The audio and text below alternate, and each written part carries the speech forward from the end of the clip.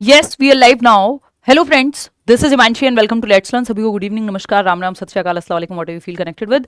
Start करेंगे आज का सेशन। ये आपकी फुल मार्क्स सीरीज है। लास्ट टाइम भी हमने की थी 30 आउट ऑफ 30 आप बिल्कुल हर हालत में ले आएंगे यदि ये पूरी सीरीज आपने फॉलो की, आपको समझ आया, आपने रिवाइज किया, है ना। इसमें जो भी नीडेड क्वेश्चंस हैं, जितने भी, चाहे वो प्रीवियस ईयर हों, चाहे वो नए सवाल हों, जो रिपीट होते हैं, मुश्किल, आसान, मॉडरेट, जिस तरह से पेपर का लेवल रहता है उस तरह के क्वेश्चंस रहेंगे, है ना।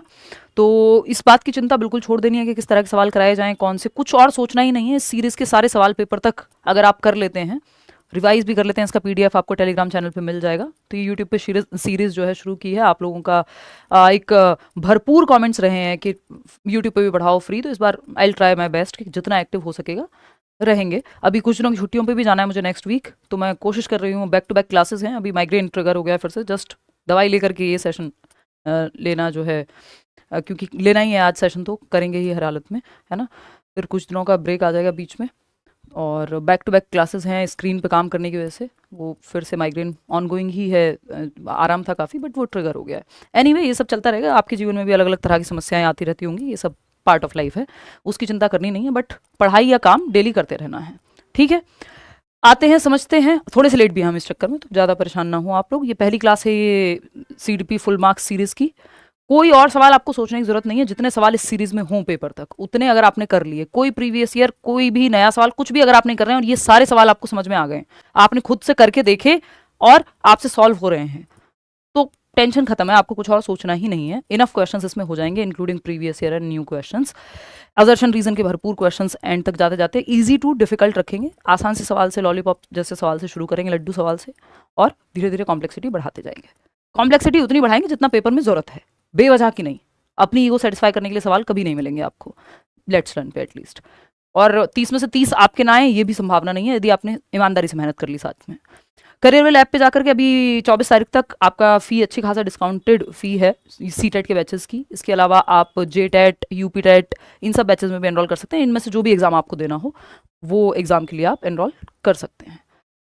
लाइक शेयर सब्सक्राइब आप कर देंगे, वो कहने की बात ही नहीं है। ये सेशन का पीडीएफ, पिछले 2 सेशन का पीडीएफ राहुल रहता है पेंडिंग।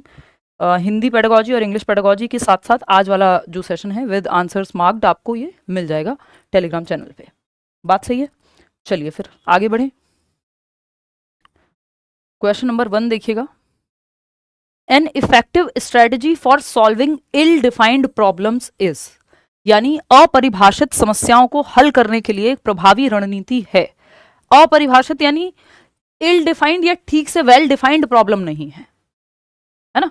एक है कि ये सवाल आपको दे दिया, आपको पता है स्टेप बाय स्टेप सॉल्यूशन निकल जाएगा, लेकिन एक ऐसी वेग सी प्रॉब्लम दे दी कि भारत में जो ये महिलाओं के प्रति हिंसा है या स्ट्रेस को कैसे कम करें जीवन में, तो अब ये वेग है, ये वेल डिफाइंड नहीं है, इसका कोई एक सॉल्यूशन नहीं है।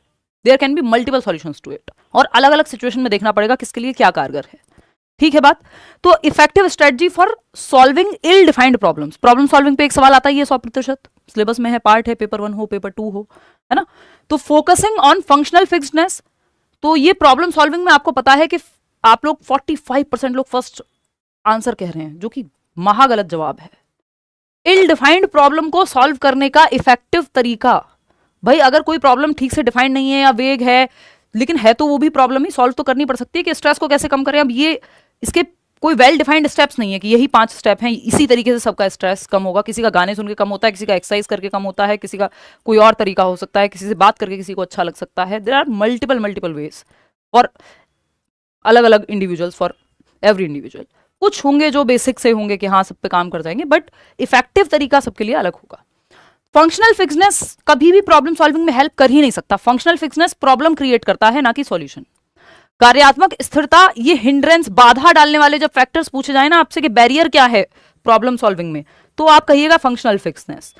कार्यात्मक स्थिरता या फंक्शनल फिक्सनेस क्या है? आप वही घिसे पिटे तरीके अपना रहे हैं जो 1985 में अपनाते थे, वही आज भी चल रहा है। कुछ भी होता है ये कर लो, कुछ भी होता है सर के दर्द की दवाई खा लेते हैं, जस्ट एग्जांपल दे रही हूँ। तो फंक्शनल फिक्सनेस यानी सेम पुराने ढर्रों पे ही आप चल रहे हैं, नए तरीके ढूंढते ही नहीं आप प्रॉब्लम को सॉल्व करने के। और सारी प्रॉब्लम्स एक ही तरीके से सॉल्व नहीं हो सकती हैं, पुराने ही तरीकों से सॉल्व नहीं हो सकती। Modern problems, modern solutions. आपके माता पिता की जनरेशन में गर्लफ्रेंड बॉयफ्रेंड वाली ज्यादा समस्या थी नहीं, डेटिंग की ज्यादा समस्या थी नहीं, आज के समय में अलग है। तो अब वही सॉल्यूशन थोड़ी ना अरेंज मैरिज पहले से चला आ रहा है तो बहुत बढ़िया सॉल्यूशन है, जरूरी नहीं है सबके लिए नहीं होगा।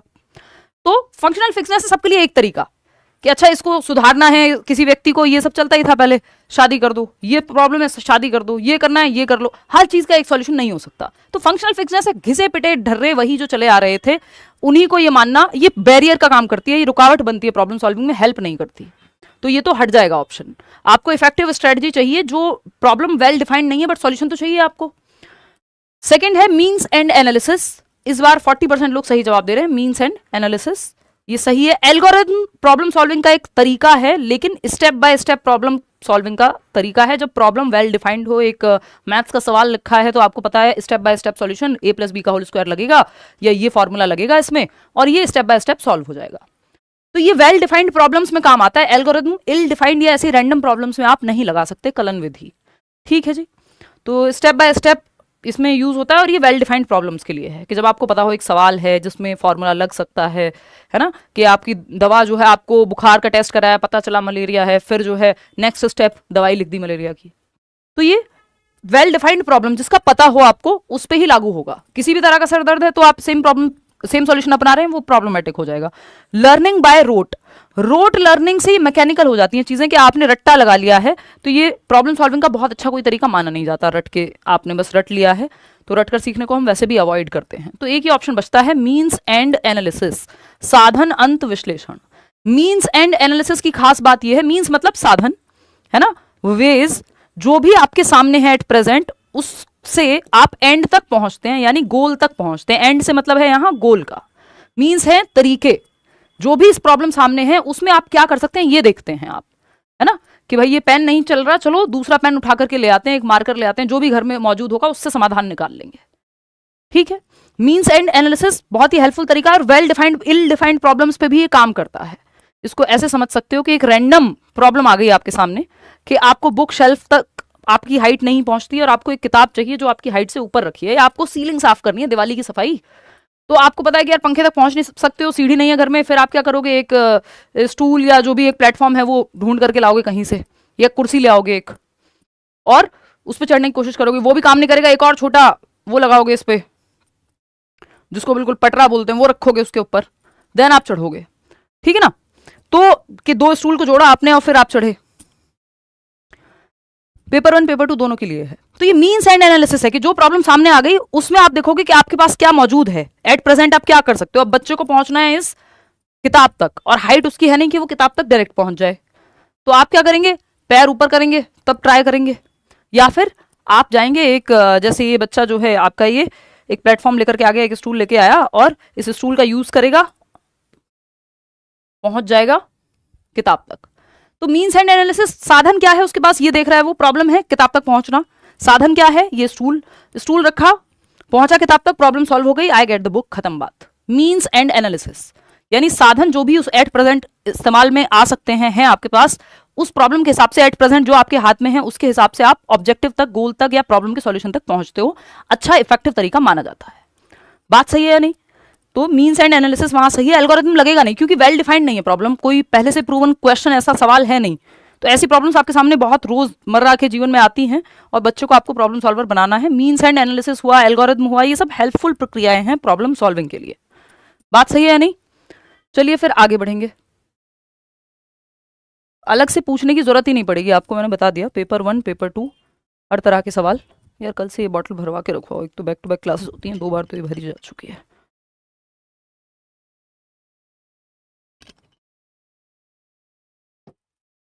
देखिएगा, क्वेश्चन नंबर 2 है, which of the following set of qualities characterises critical thinking, समालोचनात्मक चिंतन, जिसकी बात नेशनल एजुकेशन पॉलिसी भी कर रही है। 21वीं शताब्दी का कौशल कहते हैं इसको, 21st सेंचुरी स्किल्स में आता है। ये हुआ, डिजिटल एजुकेशन हुआ, या डिजिटल लिटरेसी जिसको हम कह रहे हैं, कि बच्चा हर पहलू से किसी चीज को देख पाए। ये नहीं है किसी ने कह दिया, कोई अफवाह उड़ी और मान ली, ऑफिशियली वो प्रमाणित है नहीं है, उसको कहना सही है नहीं है, एथिकल है नहीं है, कोई मतलब नहीं है, बस मान लिया। तो इसमें आपने क्रिटिकल थिंकिंग 0 इस्तेमाल की। ऐसे अंधभक्ति की तरफ व्यक्ति जाता है जो उसके दिमाग को बटन ऑफ और लॉजिक विंडो से बाहर। तो क्रिटिकल थिंकिंग ना आप में बचेगी ना आप विद्यार्थियों में बचा पाएंगे। क्रिटिकल थिंकिंग फैक्ट को, ओपिनियन को, सही गलत को हर पहलू से देखने की बात करती है। तो जब हम बात कर रहे हैं निम्नलिखित में से गुणों का कौन सा समूह समालोचनात्मक चिंतन की विशेषताओं को दर्शाता है? पहला है, यानी क्रिटिकल थिंकिंग किससे दिमाग पे जोर पड़ेगा। बेसिकली क्रिटिकल थिंकिंग में आप दिशाओं में सोच पाएंगे, अलग अलग पहलू पे सोच पाएंगे, क्या फैक्ट है, क्या ओपिनियन है, सही है, गलत है, एनालाइज करेंगे, हर पहलू से सोचेंगे। एबिलिटी टू क्वेश्चन, हाँ, ये प्रश्न करने की क्षमता, किसी चीज को क्वेश्चन करने की क्षमता, इससे क्रिटिकल थिंकिंग को बढ़ावा मिलेगा। एबिलिटी टू सेल्फ रिस्पेक्ट, आत्मचिंतन, चिंतन मनन कर पाए, आप सोच पाए कि जो चीज आप सोच रहे हैं वो सही भी है या नहीं है, क्यों सही है, उसमें लॉजिक कहां है ना। Ability to test previously held assumptions, यानी पूर्व मान्यताओं को, जो पहले से अज्यूम किया हुआ है आपने, उसको टेस्ट करना, भाई ये बात सही है या नहीं है। नीट का पेपर किसी के हाथ में आया होगा और वो चला जाएगा उसको अटेम्प्ट करने, या उसने वो सही मान लिया, तो मतलब क्रिटिकल थिंकिंग तो नहीं की, वहां तो प्योर बायस्डनेस है ना, जिससे जहां से वो भी जो भी कोचिंग या जहां से भी वो शुरू हुई पूरी कहानी, तो वहां पे क्रिटिकल थिंकिंग जीरो है कि आपको हर पहलू में सोच पाए। क्यों सोचें भाई, अपना भला सोचते हैं लोग, ठीक। एबिलिटी टू थिंक कन्वर्जेंटली, ये कन्वर्जेंटली सोचना जो है, जिसमें मैंने कहा अपना भला सोचना, मतलब आप लिमिटेड सोच रहे हैं। अभिसारी चिंतन में आप 4 ऑप्शन से एक पॉइंट पे जाते हैं, जबकि आप डाइवर्जेंट थिंकिंग में क्रिटिकल थिंकिंग लग सकती है कि एक पॉइंट से आप 4 तरफ सोच पाए। तो अभिसारी थिंकिंग जो है वो क्रिटिकल थिंकिंग को प्रभावित नहीं करती, आप मतलब हेल्प नहीं करती। एबिलिटी टू थिंक कन्वर्जेंटली नहीं, डाइवर्जेंटली होना था यहाँ पे।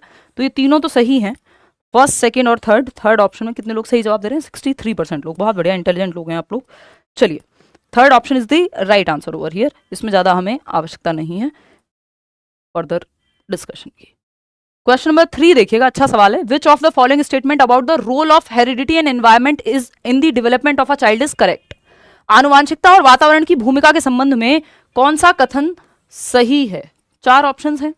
पहला है, while heredity contributes in unfolding of the child's characteristic traits, the entirety of a child's development is solely based on environmental factors. यानी हालांकि आनुवांशिकता बच्चे के विशिष्ट लक्षणों के विकास में योगदान देती है, यानी कैरेक्टरिस्टिक्स डेवलप होते हैं हेरिडिटी से, बट ये कह रहे हैं कि लेकिन बच्चे का संपूर्ण विकास केवल वातावरण से तय होता है। फालतू बात, सिर्फ वातावरण, सिर्फ हेरिडिटी पॉसिबल ही नहीं है, डेवलपमेंट दोनों का प्रोडक्ट है। बात सही है, किसी एरिया में डेवलपमेंट ज्यादा महत्वपूर्ण है, किसी एरिया में एनवायरमेंट ज्यादा महत्वपूर्ण है, किसी में हेरिडिटी। ये कह रहे हैं सिर्फ एनवायरमेंट से डेवलपमेंट हो जाएगा, तो हेरिडिटी का रूल तो इन्होंने बिल्कुल जीरो कर दिया, जो कि गलत है। While heredity provides the genetic blueprint for an individual's development, the expression of those genes can be influenced by environmental factors. हालांकि आनुवांशिकता किसी व्यक्ति के विकास के लिए वंशानुगत खाका प्रदान करती है, जेनेटिक ब्लूप्रिंट देती है, जो मैचुरेशन में भी होता है कि हेरिडिटी से प्रभावित है ना। तो हेरिडिटी आपका जेनेटिक ब्लूप्रिंट देगी कि भाई ये समस्याएं हैं, ये बीमारियां होंगी, ये क्षमताएं होंगी, है ना। स्पोर्ट्स पर्सन का बच्चा है तो एक हेरिडेटरी एज लेके वो सामने जाएगा कि उसको जेनेटिक मेकअप अच्छा मिलेगा, अगर दोनों माता पिता एथलीट्स हैं मान लीजिए फॉर दैट मैटर, ठीक। लेकिन the expression of those genes can be influenced by environmental factors. ये जो जीन्स है, ये जो जेनेटिक कोडिंग है, ये एक्सप्रेस कैसे होंगे, अनफोल्ड कैसे होंगे, एनवायरमेंट पे भी निर्भर करेगा। आप किसी भी एथलीट को उठा लीजिए, फॉर एग्जाम्पल विराट कोहली, अनुष्का शर्मा, सब देखते हैं इंटरनेट पे, उनका कोई भी एक बच्चा, मतलब जो भी करंट बच्चे हैं, एक हाइपोथेटिकल सिचुएशन ले लेते हैं, तो हम मान के चल रहे हैं कि हेरिडेटरी क्षमता अच्छी होगी, स्पोर्ट्स पर्सन है, फिट दिखती हैं वो भी, उनकी वाइफ भी, तो ये दोनों हम मानेंगे कि जेनेटिक मेकअप जो है स्पोर्ट्स की एप्टीट्यूड के साथ बच्चे में वो क्षमता होगी। और अगर इस तरह के पेरेंट्स का बच्चा कोई economically weaker, socio economically weaker section में चला जाए, अडॉप्ट कर लिया या वॉट, किसी भी सिचुएशन में, नाम हटा दो, ऐसे ही इन जनरल मान लो कि एथलेटिक लोग हैं, बच्चा किसी ऐसे परिवार में बड़ा होता है जहां खाने की भी ठीक ठाक स्थिति नहीं है, मेल न्यूट्रिशन का शिकार हो जाता है, यानी कुपोषण का शिकार हो जाता है। तो अब हेरिडेटरी क्षमता तो थी, जेनेटिक ब्लूप्रिंट तो बहुत अच्छा मिला था कि अगर एनवायरमेंट अच्छा मिलता तो बढ़िया एथलीट बनता या बहुत बढ़िया कुछ कर सकता था, लेकिन एनवायरमेंट में खाना भी ठीक से नहीं मिला तो बॉडी ठीक से डेवलप भी नहीं हो पाएगी। तो ब्लूप्रिंट तो देती है हेरिडिटी, लेकिन ये एक्सप्रेस कैसे होगा, इसमें एनवायरमेंट का भी रोल है। कई सारी चीजें एनवायरमेंट में निकलकर, अगर अच्छा एनवायरमेंट है तो कुछ प्रॉब्लम्स हो सकता है कि आपकी डिस्पोजिशन जिसको हम कहते हैं, यानी हेरिडेटरी है एक डिस्पोजिशन के, आपके घर में कोई एक पर्टिकुलर बीमारी है वो चले आ रही है और आप ध्यान रखते हैं बहुत हेल्दी, आपको पता है पहले से कि डायबिटिक होने का खतरा है, तो आप शुरुआत से अपना जीवन उसी तरह से जीते हैं और बेस्ट ऑफ जो भी एनवायरमेंट में हो सकता है, चाहे वो मेडिकल असिस्टेंस हो, चाहे वो पोषण हो, आपका न्यूट्रिशन हो, वो करते हैं, तो हो सकता है वो चीज़ बहुत हद तक डिले हो जाए या हो ही ना आपको। तो एक्सप्रेशन जो है वो एनवायरमेंटल फैक्टर्स पे होगा, बेशक जेनेटिक कोडिंग में चीज़ें हो, एक्सप्रेशन जो है जीन्स का वो एनवायरमेंटल फैक्टर से प्रभावित होगा, पूरी तरह से एलिमिनेट होना नहीं, पॉजिटिवली और नेगेटिवली प्रभावित हो सकता है। Both heredity and environment contribute 50% each in the development of a child. ये कहना एकदम बकवास बात होगी, 50-50% दोनों की भूमिका होती है, गणित नहीं है, प्रोडक्ट है।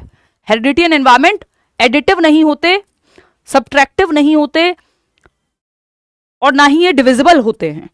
हेरिडिटी एंड एनवायरमेंट का प्रोडक्ट है डेवलपमेंट, इसको ऐसे समझिएगा। 50-50% कोई नहीं कह सकता, किसी क्षेत्र में हेरिडिटी का महत्व ज्यादा होगा, किसी क्षेत्र में एनवायरमेंट का महत्व ज्यादा होगा, दोनों की बराबर भूमिका है, ऐसा वुडवर्थ कहते हैं। बराबर का मतलब परसेंटेज में नहीं है, किसी क्षेत्र में हेरिडिटी, किसी में एनवायरमेंट, किसी में कुछ कम परसेंटेज। जैसे आंखों का रंग टोटली हेरिडिटी से निर्धारित है, लेकिन विजन, अच्छा न्यूट्रिशन, बहुत सारे फैक्टर्स पे डिपेंड करेगा कि आप बचपन से बस कार्टून पे बैठे रहते थे, है ना, एनवायरमेंट कैसा मिला उस पर डिपेंड करेगा। तो डेवलपमेंट में हेरिडिटी प्लस एनवायरमेंट नहीं होता कि 50% हेरिडिटी 50% एनवायरमेंट नहीं होता। ये एडिटिव नहीं होते, यानी योगात्मक नहीं होते हेरिडिटी और एनवायरमेंट। ये डिविजिबल नहीं होते, यानी इनको भाग भी नहीं कर सकते, ये आता है सवाल। और ये क्या नहीं होते, सब्ट्रैक्टिव भी नहीं है कि हेरिडिटी माइनस एनवायरमेंट या एनवायरमेंट माइनस हेरिडिटी बराबर डेवलपमेंट, नहीं। Development is the product of heredity and environment. आनुवंशिकता और वातावरण का गुणनफल है विकास जो है, ठीक है। इसमें परसेंटेज आप तय नहीं कर सकते किसमें कितना होगा। डिस्पोजिशंस, जो लास्ट ऑप्शन है, dispositions are linked with environmental factors but actual development occurs on the basis of heredity. यानी स्वभाव वातावरणीय कारकों से जुड़े होते हैं, लेकिन वास्तविक विकास आनुवंशिकता के आधार पर होता है। देखिए यही इन्होंने गलत कह दिया, ये जो डिस्पोजिशन है ये आनुवंशिकता से प्रभावित होती है, यानी ये जो स्वभाव है वातावरणीय कारकों से नहीं, डिस्पोजिशंस में काफी रोल है हेरिडिटी का, ठीक है ना, काफी रोल है हेरिडिटी का कि आपको किस बीमारी के प्रति या क्या क्षमताएं आप में होंगी, वो हेरिडिटी डिस्पोजिशन तय करती है कि आपका एक स्टेट क्या होगा। एनवायरमेंट नहीं तय करेगा इसको, एनवायरमेंट प्रभावित करेगा। तो बेटर ऑप्शन यहां पे हमारे पास एक ही था, वो था क्या, heredity provides the genetic blueprint. एक जेनेटिक ब्लूप्रिंट देती है, हेरिडिटी डिसाइड करती है how far you will go, but environment can decide करेगा कि एनवायरमेंट मिलेगा कैसे। इस पे और चर्चा आगे आने वाले सेशंस में करेंगे, सारा कुछ एक दिन में पढ़ लोगे तो दिमाग घूम जाएगा। क्वेश्चन नंबर 4 देखिएगा, Arpita and Anu give their books to each other since both consider it an equal exchange of favours. At which level of Kohlberg's moral development theory are Arpita and Anu. Arpita and Anu दो दोस्त हैं, दोनों अपनी किताबें एक दूसरे को देते हैं और कहते हैं कि एहसानों का एक समान आदान प्रदान है, ये इक्वल एक्सचेंज ऑफ फेवर है।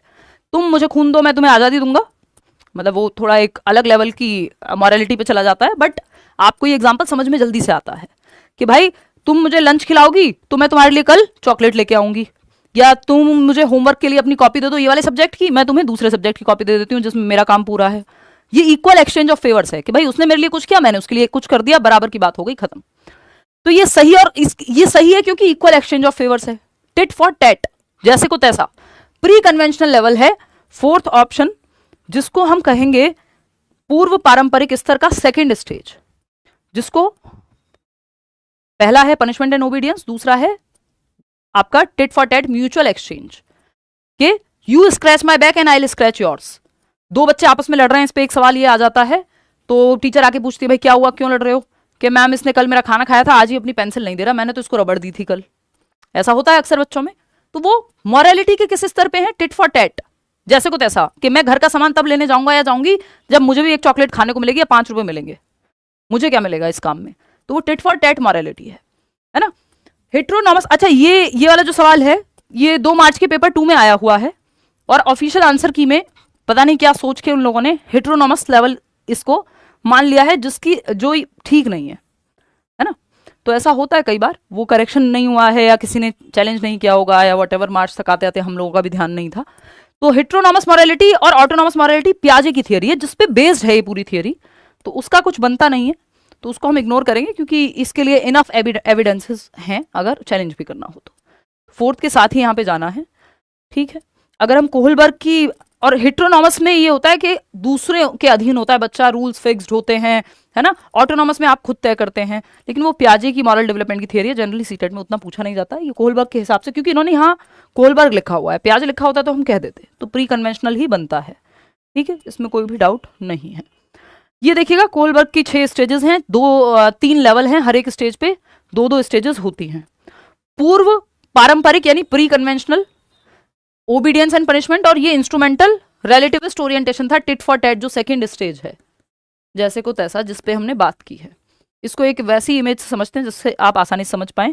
कन्वेंशनल यानी समाज के हिसाब से सही और गलत तय होता है, good boy nice girl, law and order, फिर 5th और 6th स्टेज है, आगे आने वाले सेशंस में हम डिस्कस करेंगे। आज थोड़ा थोड़ा उतना ही शुरू, आज स्टार्टर्स के लिए उतना ही रखेंगे जितने आप डर ना जाएं कि यार पता नहीं कितना कॉम्प्लेक्स है, क्योंकि जो सिलेबस करके बैठे हैं उनके लिए तो ठीक है, लेकिन जो ताज़ा ताज़ा पढ़ना शुरू किया है तो सब कुछ एक साथ ना आए, धीमे धीमे धीमे धीमे अनफोल्ड करेंगे। देखिएगा एक बार, यहाँ पे लेवल 1 जिसको हम प्री कन्वेंशनल या पूर्व पारंपरिक स्तर कहते हैं, मॉरलिटी कॉन्सिक्वेंसेज पे और पर्सनली मुझे क्या मिलेगा, मेरा क्या फायदा होगा, सेल्फ इंटरेस्ट पे डिपेंडेंट होती है। स्टेज 1 है ओबीडियंस एंड पनिशमेंट ओरिएंटेशन, बच्चा आज्ञा का पालन इसलिए करेगा क्योंकि डांट पड़ेगी या पनिशमेंट मिलेगी, तो जिस चीज से डांट पड़ रही है या पनिशमेंट मिल रही है वो गलत है, इसलिए आज्ञा पालन करता है वो, पहली स्टेज में। दूसरा स्टेज इंस्ट्रूमेंटल रिलेटिविस्ट ओरिएंटेशन, कि भाई मैं तुझे ये साइंस की बुक दे रही हूँ अपनी, तू मुझे इंग्लिश की दे दे, तो ये क्या है, tit for tat, mutual exchange. Pre conventional यानी पूर्व पारंपरिक, पारंपरिक सही और गलत एक्चुअल में यहाँ कुछ नहीं है, इसी के बेसिस पे चल रहा है। लेवल 2 क्या है, कन्वेंशनल, सोसाइटी के हिसाब से सही और गलत तय होगा। स्टेज 3 है good boy nice girl orientation, अच्छा लड़का अच्छी लड़की, तुम्हारे माँ बाप तुम पे गौरवान्वित महसूस करेंगे यदि तुम फर्स्ट आओगे, गुड बॉय मेरा बेटा, मेरा राजा बेटा, मेरा अच्छा बेटा बेटी, वॉटेवर, ये सब यही है थर्ड लेवल पे, क्योंकि बच्चे को तारीफ सुननी है, प्रेज के लिए वो काम करता है। Stage 4 law and order orientation, कि आप नियमों को मानते हैं, समाज में ऑर्डर बना रहे उसके लिए, ये 4th स्टेज है। लेवल 2 है कन्वेंशनल। फिर आपका 3rd लेवल है, इसमें सोशल कॉन्ट्रैक्ट ओरिएंटेशन, के समाज में नियम बने रहें और नियमों को बदला भी जा सकता है यदि जरूरत पड़े, अगर वो बहुत लोगों की भलाई नहीं कर रहे हैं तो आंदोलन करके या वॉटेवर बदला जा सकता है नियमों को, अगर वो फेवर में नहीं है तो। स्टेज 6 है आपका यूनिवर्सल एथिकल प्रिंसिपल, यहाँ आप पूरी दुनिया से लड़ जाएंगे यदि आपके जस्टिस या एथिकल प्रिंसिपल्स के हिसाब से चीजें नहीं हो रही हैं, तो जैसे जो मतलब ये ह्यूमैनिटी के लेवल पे देखने वाली बात है, और यहाँ आपको भीड़ की जरूरत नहीं है, एक इंडिविजुअल भी अगेंस्ट द सिस्टम खड़ा हो सकता है। इस पे और डिटेल में चर्चा नेक्स्ट सेशंस में करेंगे, बट ये एक मोटा मोटा आइडिया मैंने आपको कोलबर्ग की थियरी का दे दिया है। क्वेश्चन नंबर 5 देखिएगा, गिवन बिलो, ये असर्शन रीजन वाला सवाल है, अच्छा सवाल है, क्यूट सा सवाल है। देखो अब आप कहोगे क्यूट कैसे होता है सवाल, अभी बताएंगे। असर्शन क्या है यानी कथन क्या है, when unable to make meaning efficient readers slow down and reread the text clarifying confusion before continuing further, यानी जब when unable to make meaning, यानी आपको पढ़ के कोई चीज समझ नहीं आई, तो जो एफिशिएंट रीडर होगा, जो प्रभावशाली या कुशल पाठक होगा, वो क्या करेगा, दोबारा से पढ़ेगा, थोड़ी स्पीड कम करेगा, दोबारा से उसको क्लैरिफाई करने के लिए, कंफ्यूजन को आगे बढ़ने से पहले वो फिर से रीरीड करेगा कि यार ये वाला पार्ट समझ नहीं आया, फिर से पढ़ते हैं, या वीडियो पीछे करके देखते हैं, समझ नहीं आया, या मेरे को क्वेश्चन मैंने पढ़ा मान लो और कंफ्यूजन हुई कुछ, तो मैं दोबारा पढ़ूंगी उसको क्लैरिफाई करने के लिए। ये कुशल पाठक के गुण हैं कि आप रीरीड कर रहे हो या फिर से समझना चाह रहे हो तो वो फिर से पढ़ते हो, आप वापस जाके स्पीड स्लो डाउन करते हो, थोड़ा धीमे धीमे एक एक शब्द को समझने की कोशिश करते हो। बात तो सही है, इसमें कोई गड़बड़ तो है नहीं। रीजन क्या है इसका, metacognition hinders the process of meaning making, यानी अधिसंज्ञान या परासंज्ञान अर्थ बनाने की प्रोसेस में बाधा बनता है, ये एकदम गलत बात है। यहां पे आपने मेटाकॉग्निटिव एबिलिटीज का यूज किया, आपने रीड किया, रिफ्लेक्ट किया, फिर से देखा कि कहां पे सुधार किया जा सकता है, आपको क्या समझ आया, कहना क्या चाह रहा है रीडर, जो आपका टेक्स्ट राइटर है। ये मेटाकॉग्निशन प्रयोग हो रहा था इसमें, इन्होंने कहा मेटाकॉग्निशन हेल्प नहीं करता, बाधा बनता है मीनिंग मेकिंग में, अर्थ निर्माण में, ये जो एकदम बिल्कुल गलत बात है। मेटाकॉग्निशन हेल्प करता है क्योंकि वो संज्ञान के भी परे जाना है, beyond cognition, thinking about thinking, reasoning about reasoning, awareness about awareness, ठीक है। तो मेटाकॉग्निशन बाधा नहीं बन सकता इन एनी केस। तो ए तो सही है बट आर फॉल्स है। कितने लोग सही जवाब दे रहे हैं, 69%, बहुत फास्ट बढ़िया जवाब दे रहे हैं आप लोग। ए सही है लेकिन आर गलत है। भाई ये तो अच्छी बात है, इसमें मेटाकॉग्निशन का इस्तेमाल किया बच्चे ने, मेटाकॉग्निशन को समझते हैं, इसमें ये कुछ स्टेप्स हैं। 1 मिनट में पानी पीऊंगी फिर हम आगे बढ़ेंगे।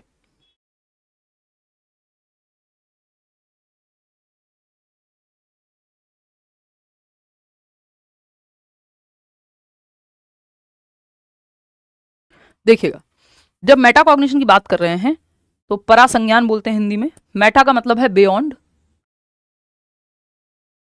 यानी परा या परे कह सकते हो आप हिंदी में।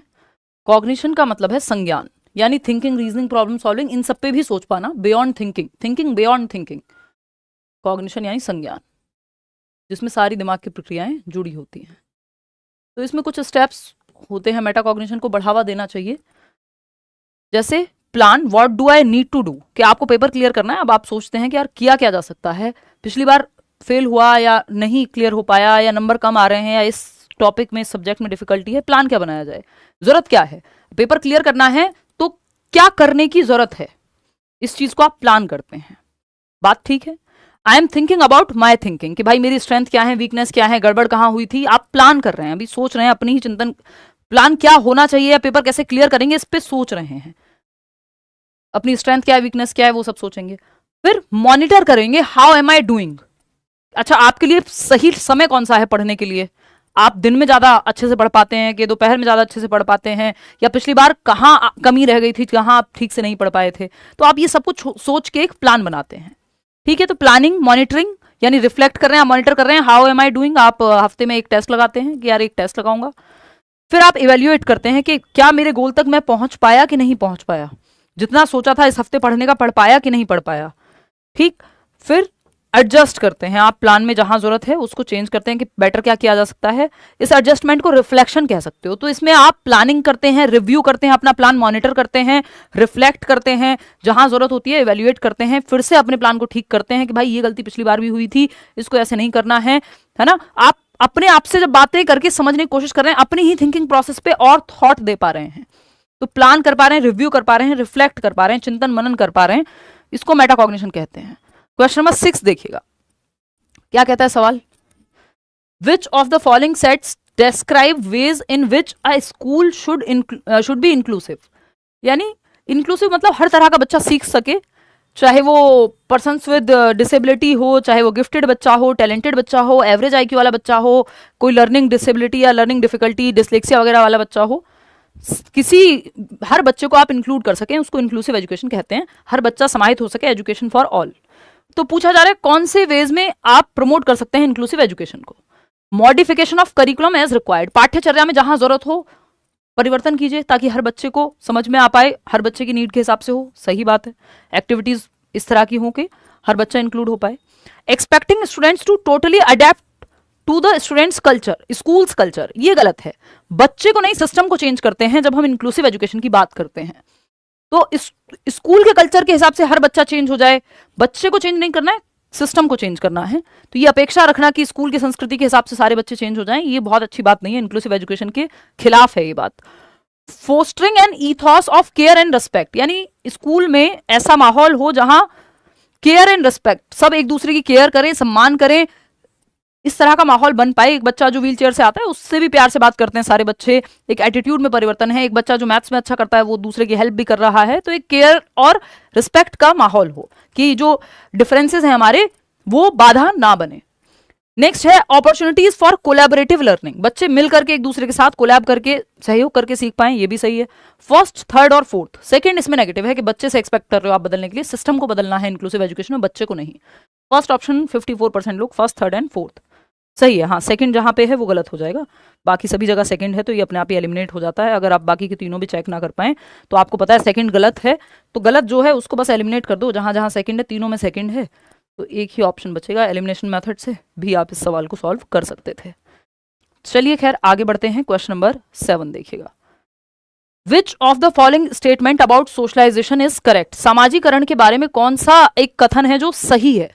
सामाजिकरण क्या है, एक प्रक्रिया है समाज में रहने की, समाज के मूल्यों को सीखने की, समाज में जो उचित अनुचित व्यवहार हैं उनको जानने की, है ना। तो the process by which you acquire social values, norms, सही गलत, एक्सपेक्टेड नॉन एक्सपेक्टेड व्यवहार क्या है, कहाँ क्या पहनना है, कहाँ कैसे बोलना है, ये सब आप समाज में रहने के तौर तरीके बेसिकली सामाजिकरण की प्रक्रिया से सीखते हैं।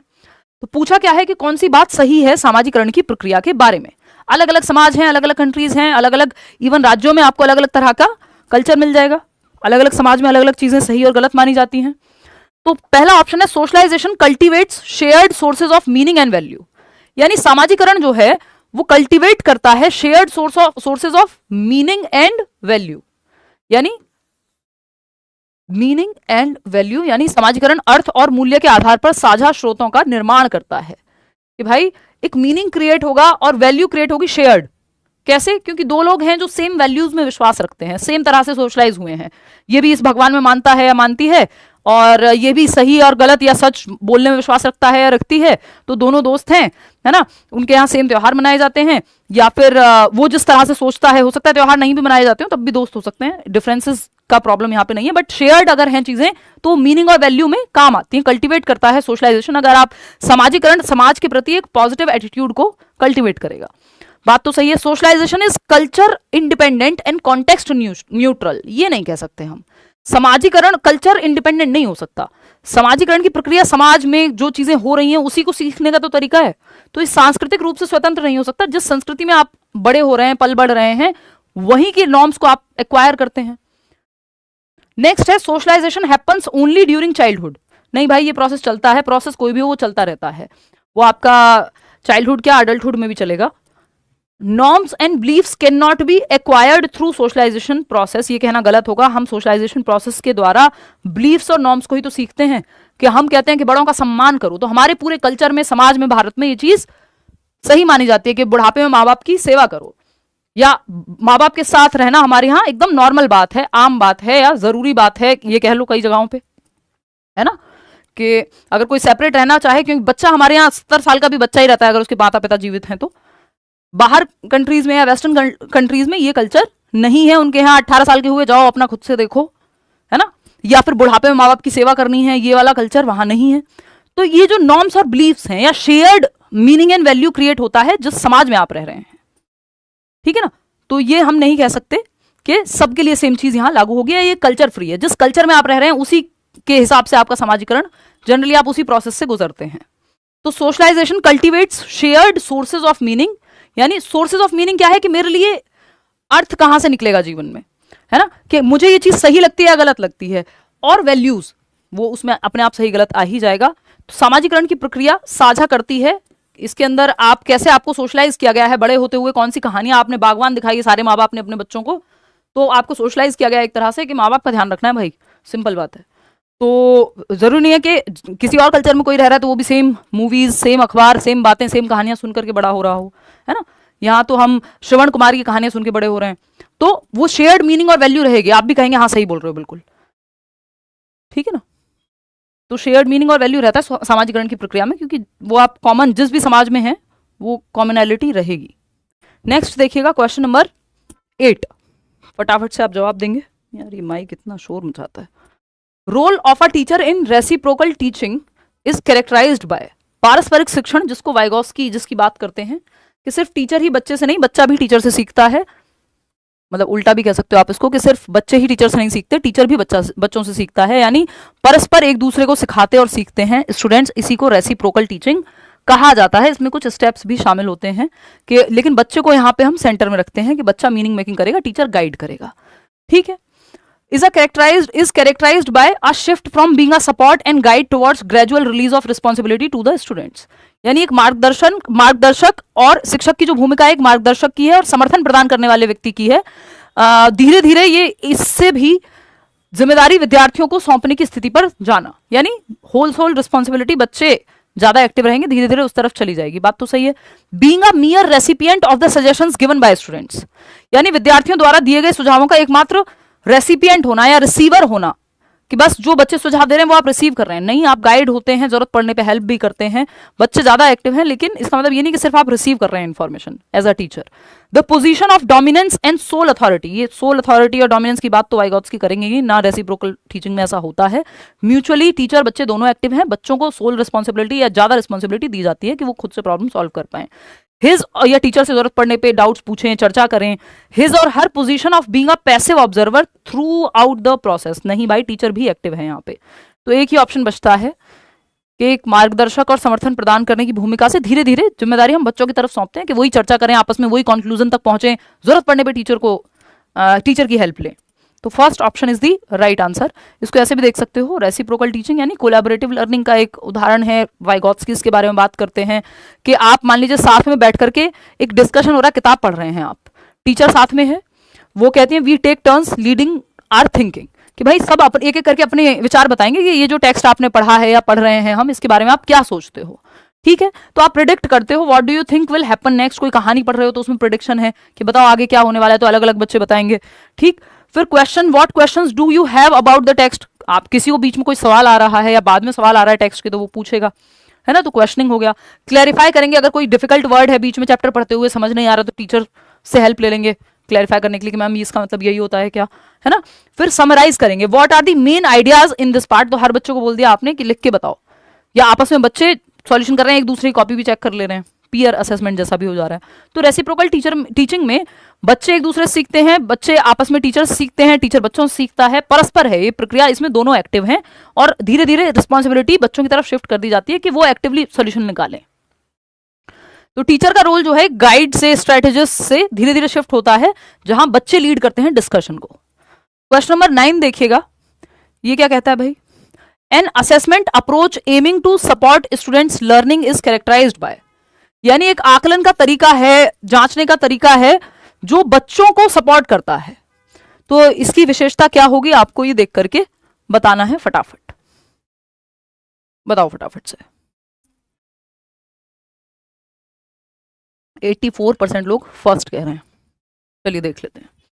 Consideration of method of solving the problem along the outcome, यानी परिणामों के साथ साथ समस्या को हल करने की विधि को भी ध्यान में रखना। हाँ, तो विद्यार्थी को यहां पे हम सपोर्ट कर रहे हैं कि जो जिस मेथड से प्रॉब्लम सॉल्व हुई है आउटकम पे भी और मेथड पे भी फोकस करना, इस चीज का आकलन किया जाए कि कैसे सॉल्व किया है प्रॉब्लम को।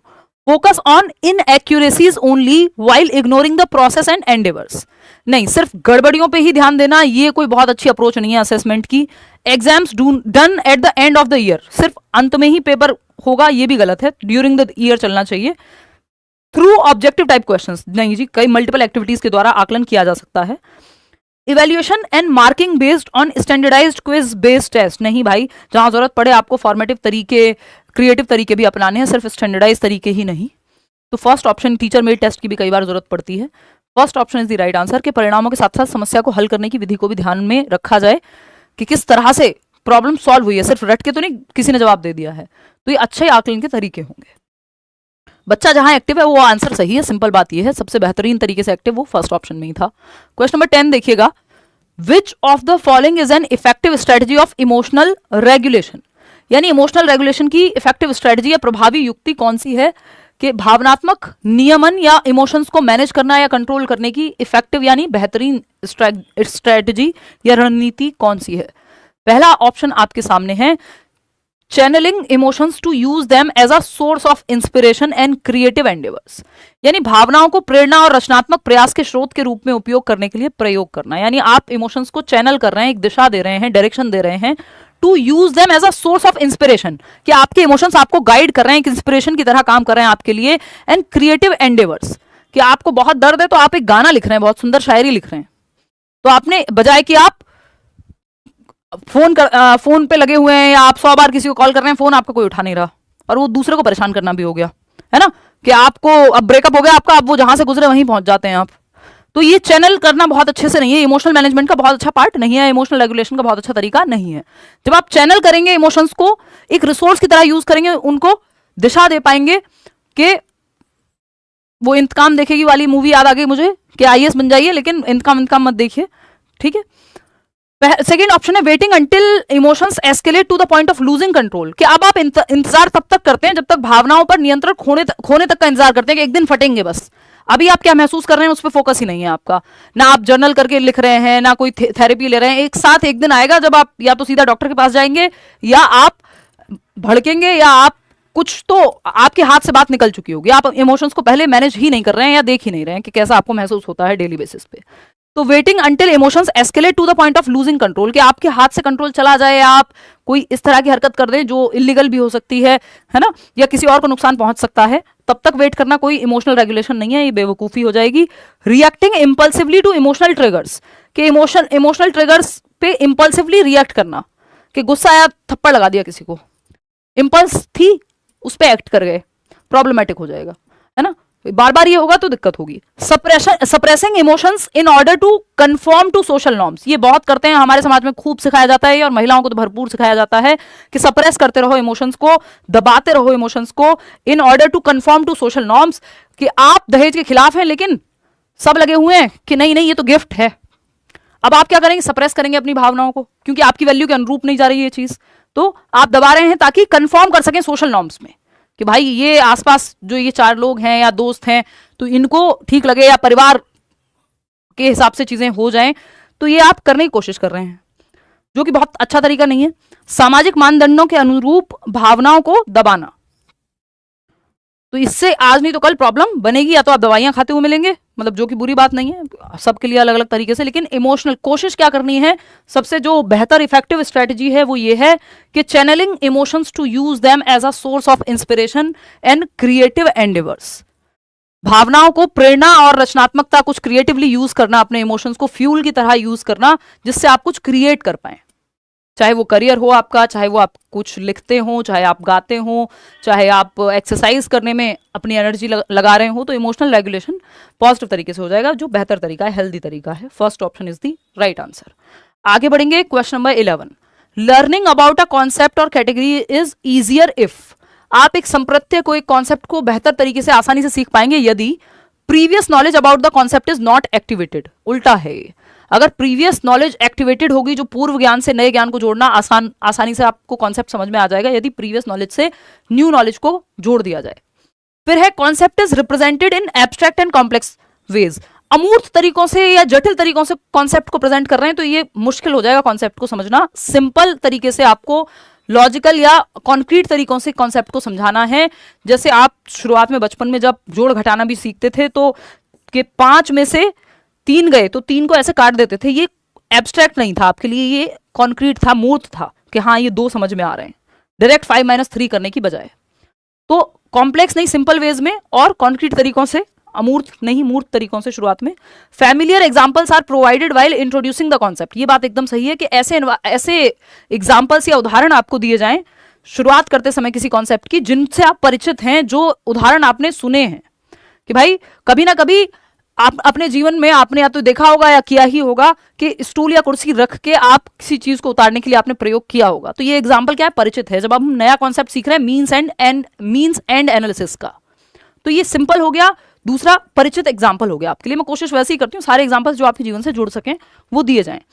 Lots of advanced information is given to create cognitive load. अगर बहुत ज्यादा एडवांस्ड इंफॉर्मेशन या किताबी भाषा में आपको इंफॉर्मेशन दे दी जाएगी तो इससे कॉग्निटिव लोड बढ़ जाएगा, दिमाग पे इतना लोड बढ़ जाएगा इंफॉर्मेशन का कि आपको समझ में ही नहीं आएगा। आप एक, जैसे अभी मैंने बीच में बोल भी रही थी कि धीरे धीरे कुछ चीजें ऐसी हैं जो धीरे धीरे बढ़ाएंगे, पहले ही सेशन में नहीं।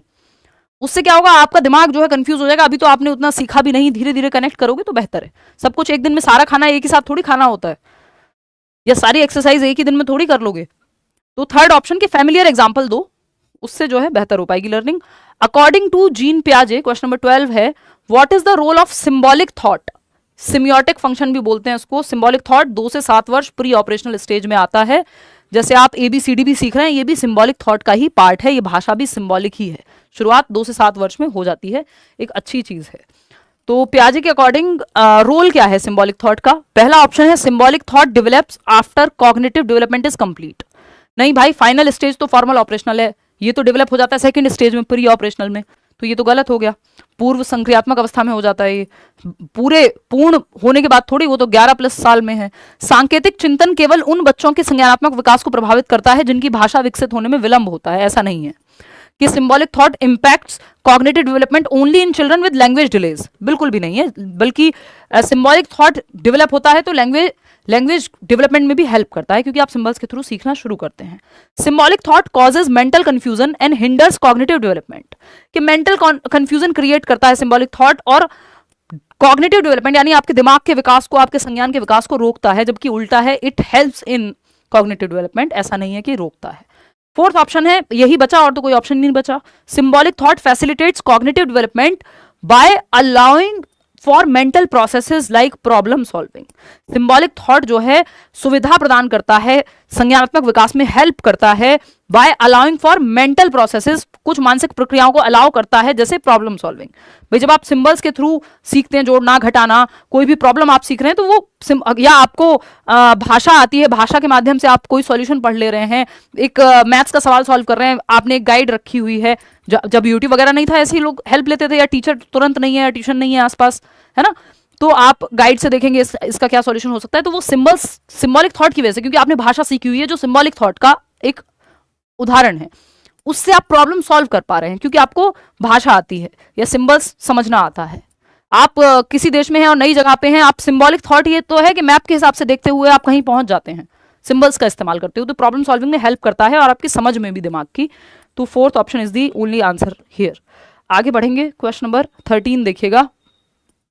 क्वेश्चन नंबर 13 है, which of the following typical characteristics is a child struggling with dysgraphia. Dysgraphia वाले बच्चे के आपको लक्षण पहचानने, बहुत तेजी से बताओगे, आप जवाब दोगे जल्दी, है ना, आज थोड़े हम लेट भी हो गए।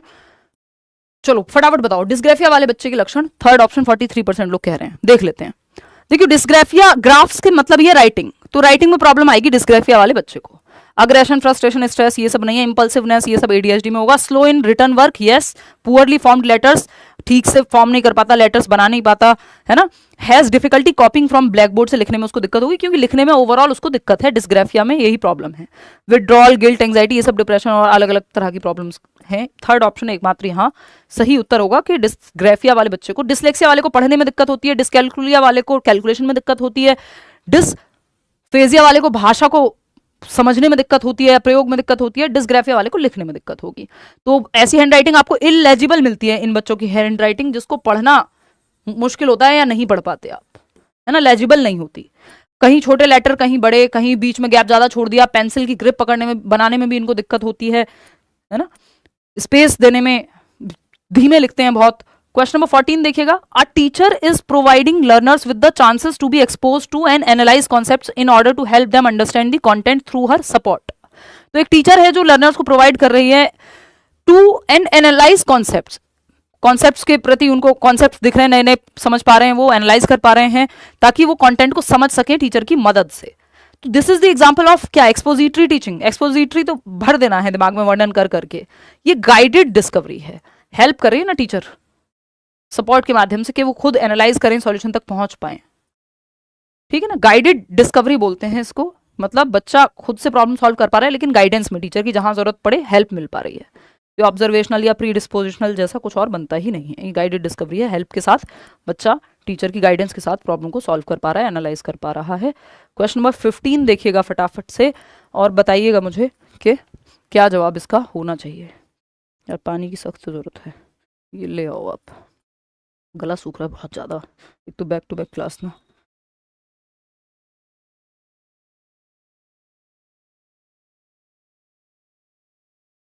देखिएगा एक्चुअली हेल्थ की उतनी रिकवरी हुई नहीं थी जितना यूटिलाइजेशन है अभी। देखिएगा ये हर टाइम स्क्रीन स्क्रीन स्क्रीन, तैयारी होती है तो स्क्रीन पे पीपीटी बनती है, तो स्क्रीन पे क्लासेस होती हैं, तो स्क्रीन लाइट ये वो। लो थैंक यू। चलो भाई ये तो उबल रहा है, कोई बात नहीं। विच of the following statements is correct about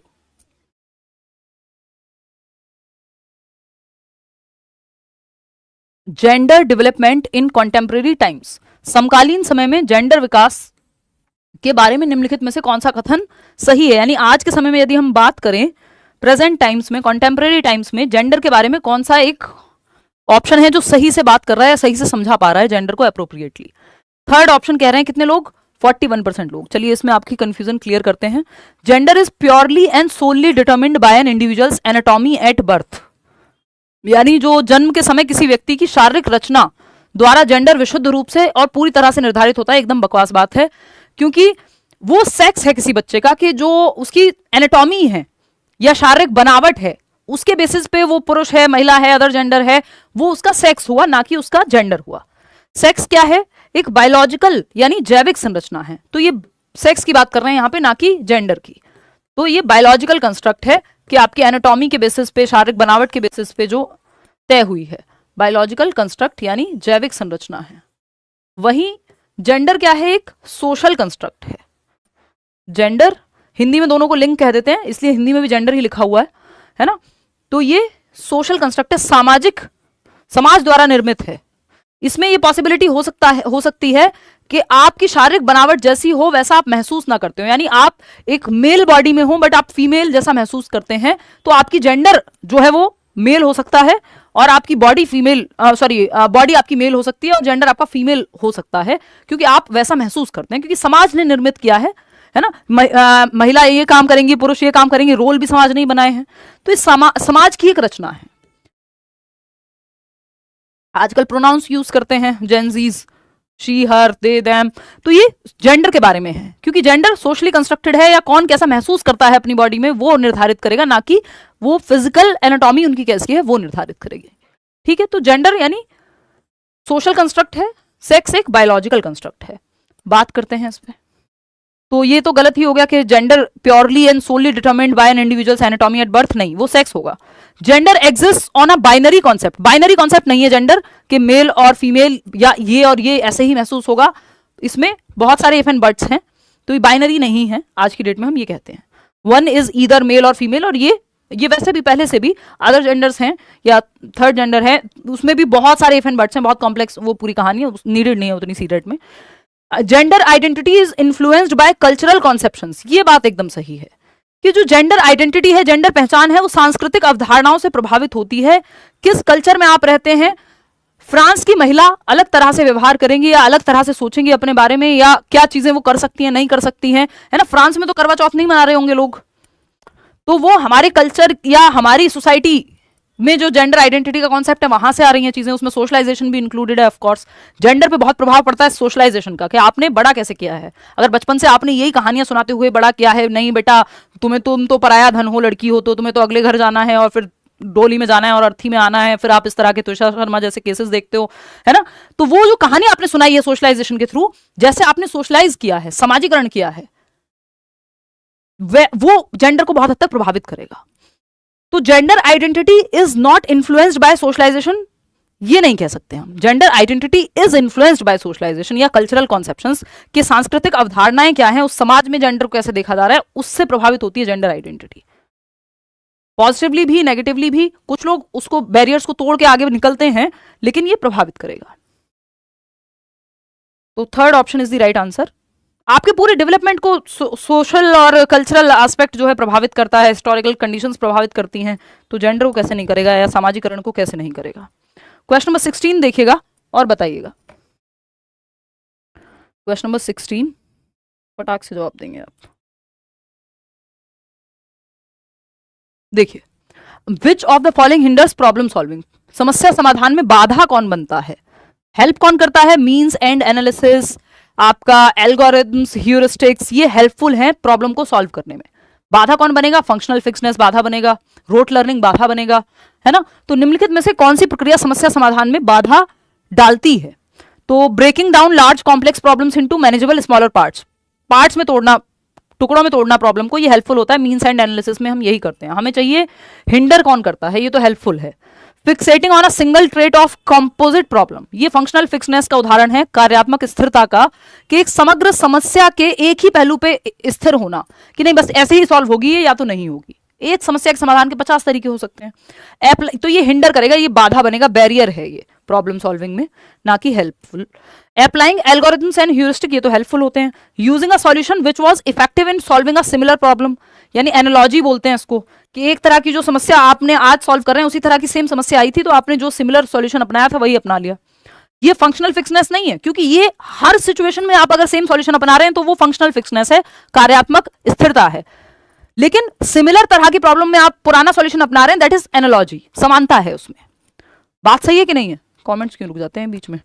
चलो खैर फटाफट से बताओ। हाँ क्लियर है इतनी बात, कोई दिक्कत। हाँ UP TET clear. Next coming session, next week में एक सेशन रखेंगे हर हालत में, मंडे ट्यूसडे वेंसडे जब भी होगा। थर्सडे के बाद तो मैं कुछ दिन की छुट्टियों पे हूँ, लंदन जा रही हूँ। फिर हम आके मतलब मैं हफ्ता 10 दिन थोड़ा रिलैक्स करके आऊँ, क्योंकि वो पहले से प्लान्ड है, बीच में पेपर आ गया तो मतलब यूपी टेट से भी पहले से प्लान्ड है, तो ऐसा है।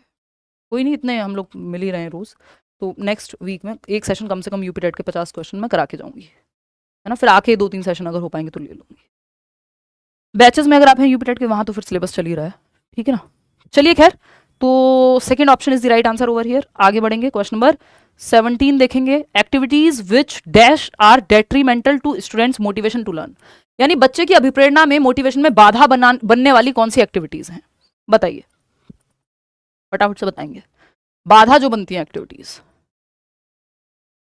हाँ नींद आ रही है कई लोगों को, टाइम से सो जाते हो आप लोग यार, थोड़ा कोशिश करेंगे जल्दी रखने की, 9 बजे पे आने की। अभी बहुत सारे काम हैं उसके चलते, या बैक टू बैक क्लासेस के चलते टाइम पे नहीं हो पा रही है क्लास। 9 बजे से 9:30 हो ही जाते हैं, 9:45 हो गए थे आज तो। एनीवे जवाब दीजिए आप। फोर्थ ऑप्शन 65% लोग कह रहे हैं। इस टाइम तक आते आते तो बैटरी पूरी डाउन हो जाती है। देखो, और इसको हम जूम कर सकते हैं, क्लियर है बात? हाँ, तो activities which dash are detrimental, यानी रुकावट बनेंगी मोटिवेशन टू लर्न में, बच्चे की सीखने की अभिप्रेरणा में। कौन सी गतिविधियां होंगी? Are moderately difficult for students, जो बच्चे के लिए मध्यम स्तर की डिफिकल्ट होती है। देखो, अगर बिल्कुल आसान काम कराया जाएगा जो आपको पहले से आता है तो भी आपका मोटिवेशन बाधित होगा। मॉडरेटली डिफिकल्ट या +1 लेवल का है, हल्का सा आप अटकते हैं क्वेश्चन में, कुछ क्वेश्चन आसानी से कर जाते हैं, तो ये ठीक है, इससे मोटिवेशन बना रहता है, बोर नहीं होते हैं। तो ये हिंड्रेंस नहीं है, डेट्रीमेंटल नहीं है, ये रुकावट नहीं है, हानिकारक नहीं है। बापू तू तो सेहत के लिए हानिकारक है, तो ये सेहत के लिए हानिकारक नहीं है, आपकी मोटिवेशन बनी रहती है। थोड़ा मॉडरेटली डिफिकल्ट काम आप करते हैं, हाईली डिफिकल्ट होगा तो मोटिवेशन के लिए हानिकारक है। फिर आप कहेंगे इतना मुश्किल है भाई, मेरे से तो होगा ही नहीं, छोड़ दो। भाई आपको कहा जाए कि आपका महीने भर का टारगेट है 2 किलो वजन कम करना है, एक तरफ आपको कहा जाए कि आपको 20 किलो करना है एक साथ, तो उसमें फिर आपकी मोटिवेशन थोड़ी, क्योंकि वो टास्क एक साथ डिफिकल्ट है। बहुत रेयर लोगों को छोड़ दें अगर, exceptions are always there, but normal case में आपको, आपके लिए वो बहुत बड़ा टास्क हो गया। तो मॉडरेटली डिफिकल्ट, थोड़ा डिफिकल्टी लेवल रहना चाहिए, क्योंकि जैसे सीटेट भी सिलेबस चेंज नहीं करता तो हम भी बोर हो जाते हैं यार, सेम चीजें थोड़ा तो मुश्किल कर दो, तो वो पेपर में थोड़ा सा लेवल बेहतर कर देते हैं, हर बार कॉन्सेप्चुअल क्लैरिटी ले आते हैं, तो मन लगा रहता है। Are moderately difficult for students, तो ये तो हेल्पफुल है, ये हिंड्रेंस नहीं है, ये हानिकारक नहीं है प्रॉब्लम सॉल्विंग में या मोटिवेशन को बनाए रखने में, हेल्पफुल है। Connect with real life of students, ये भी हेल्पफुल होता है लर्नर्स के लिए, मोटिवेशन बनी रहती है अगर आप रियल लाइफ से कनेक्ट कर रहे हैं, वास्तविक जीवन से जुड़ी हुई उदाहरण दे रहे हैं। Cater to students needs and interest, विद्यार्थियों की जरूरतों और रुचियों को पूरा करते हो, ये भी सही है, इससे भी मोटिवेशन बनी रहेगी, ये सब बच्चे के भलाई में है। लेकिन ये फोर्थ ऑप्शन ही बचा, अब तो एक पांचवा ऑप्शन तो है नहीं कि हम उसे कह देंगे वो सही है, जब तीनों गलत हैं तो कोई एक ही सही होगा। केवल शिक्षक द्वारा तय किए गए अमूर्त लक्ष्यों पर आधारित यदि लर्निंग होगी, aim at intangible goals decided solely by the teacher.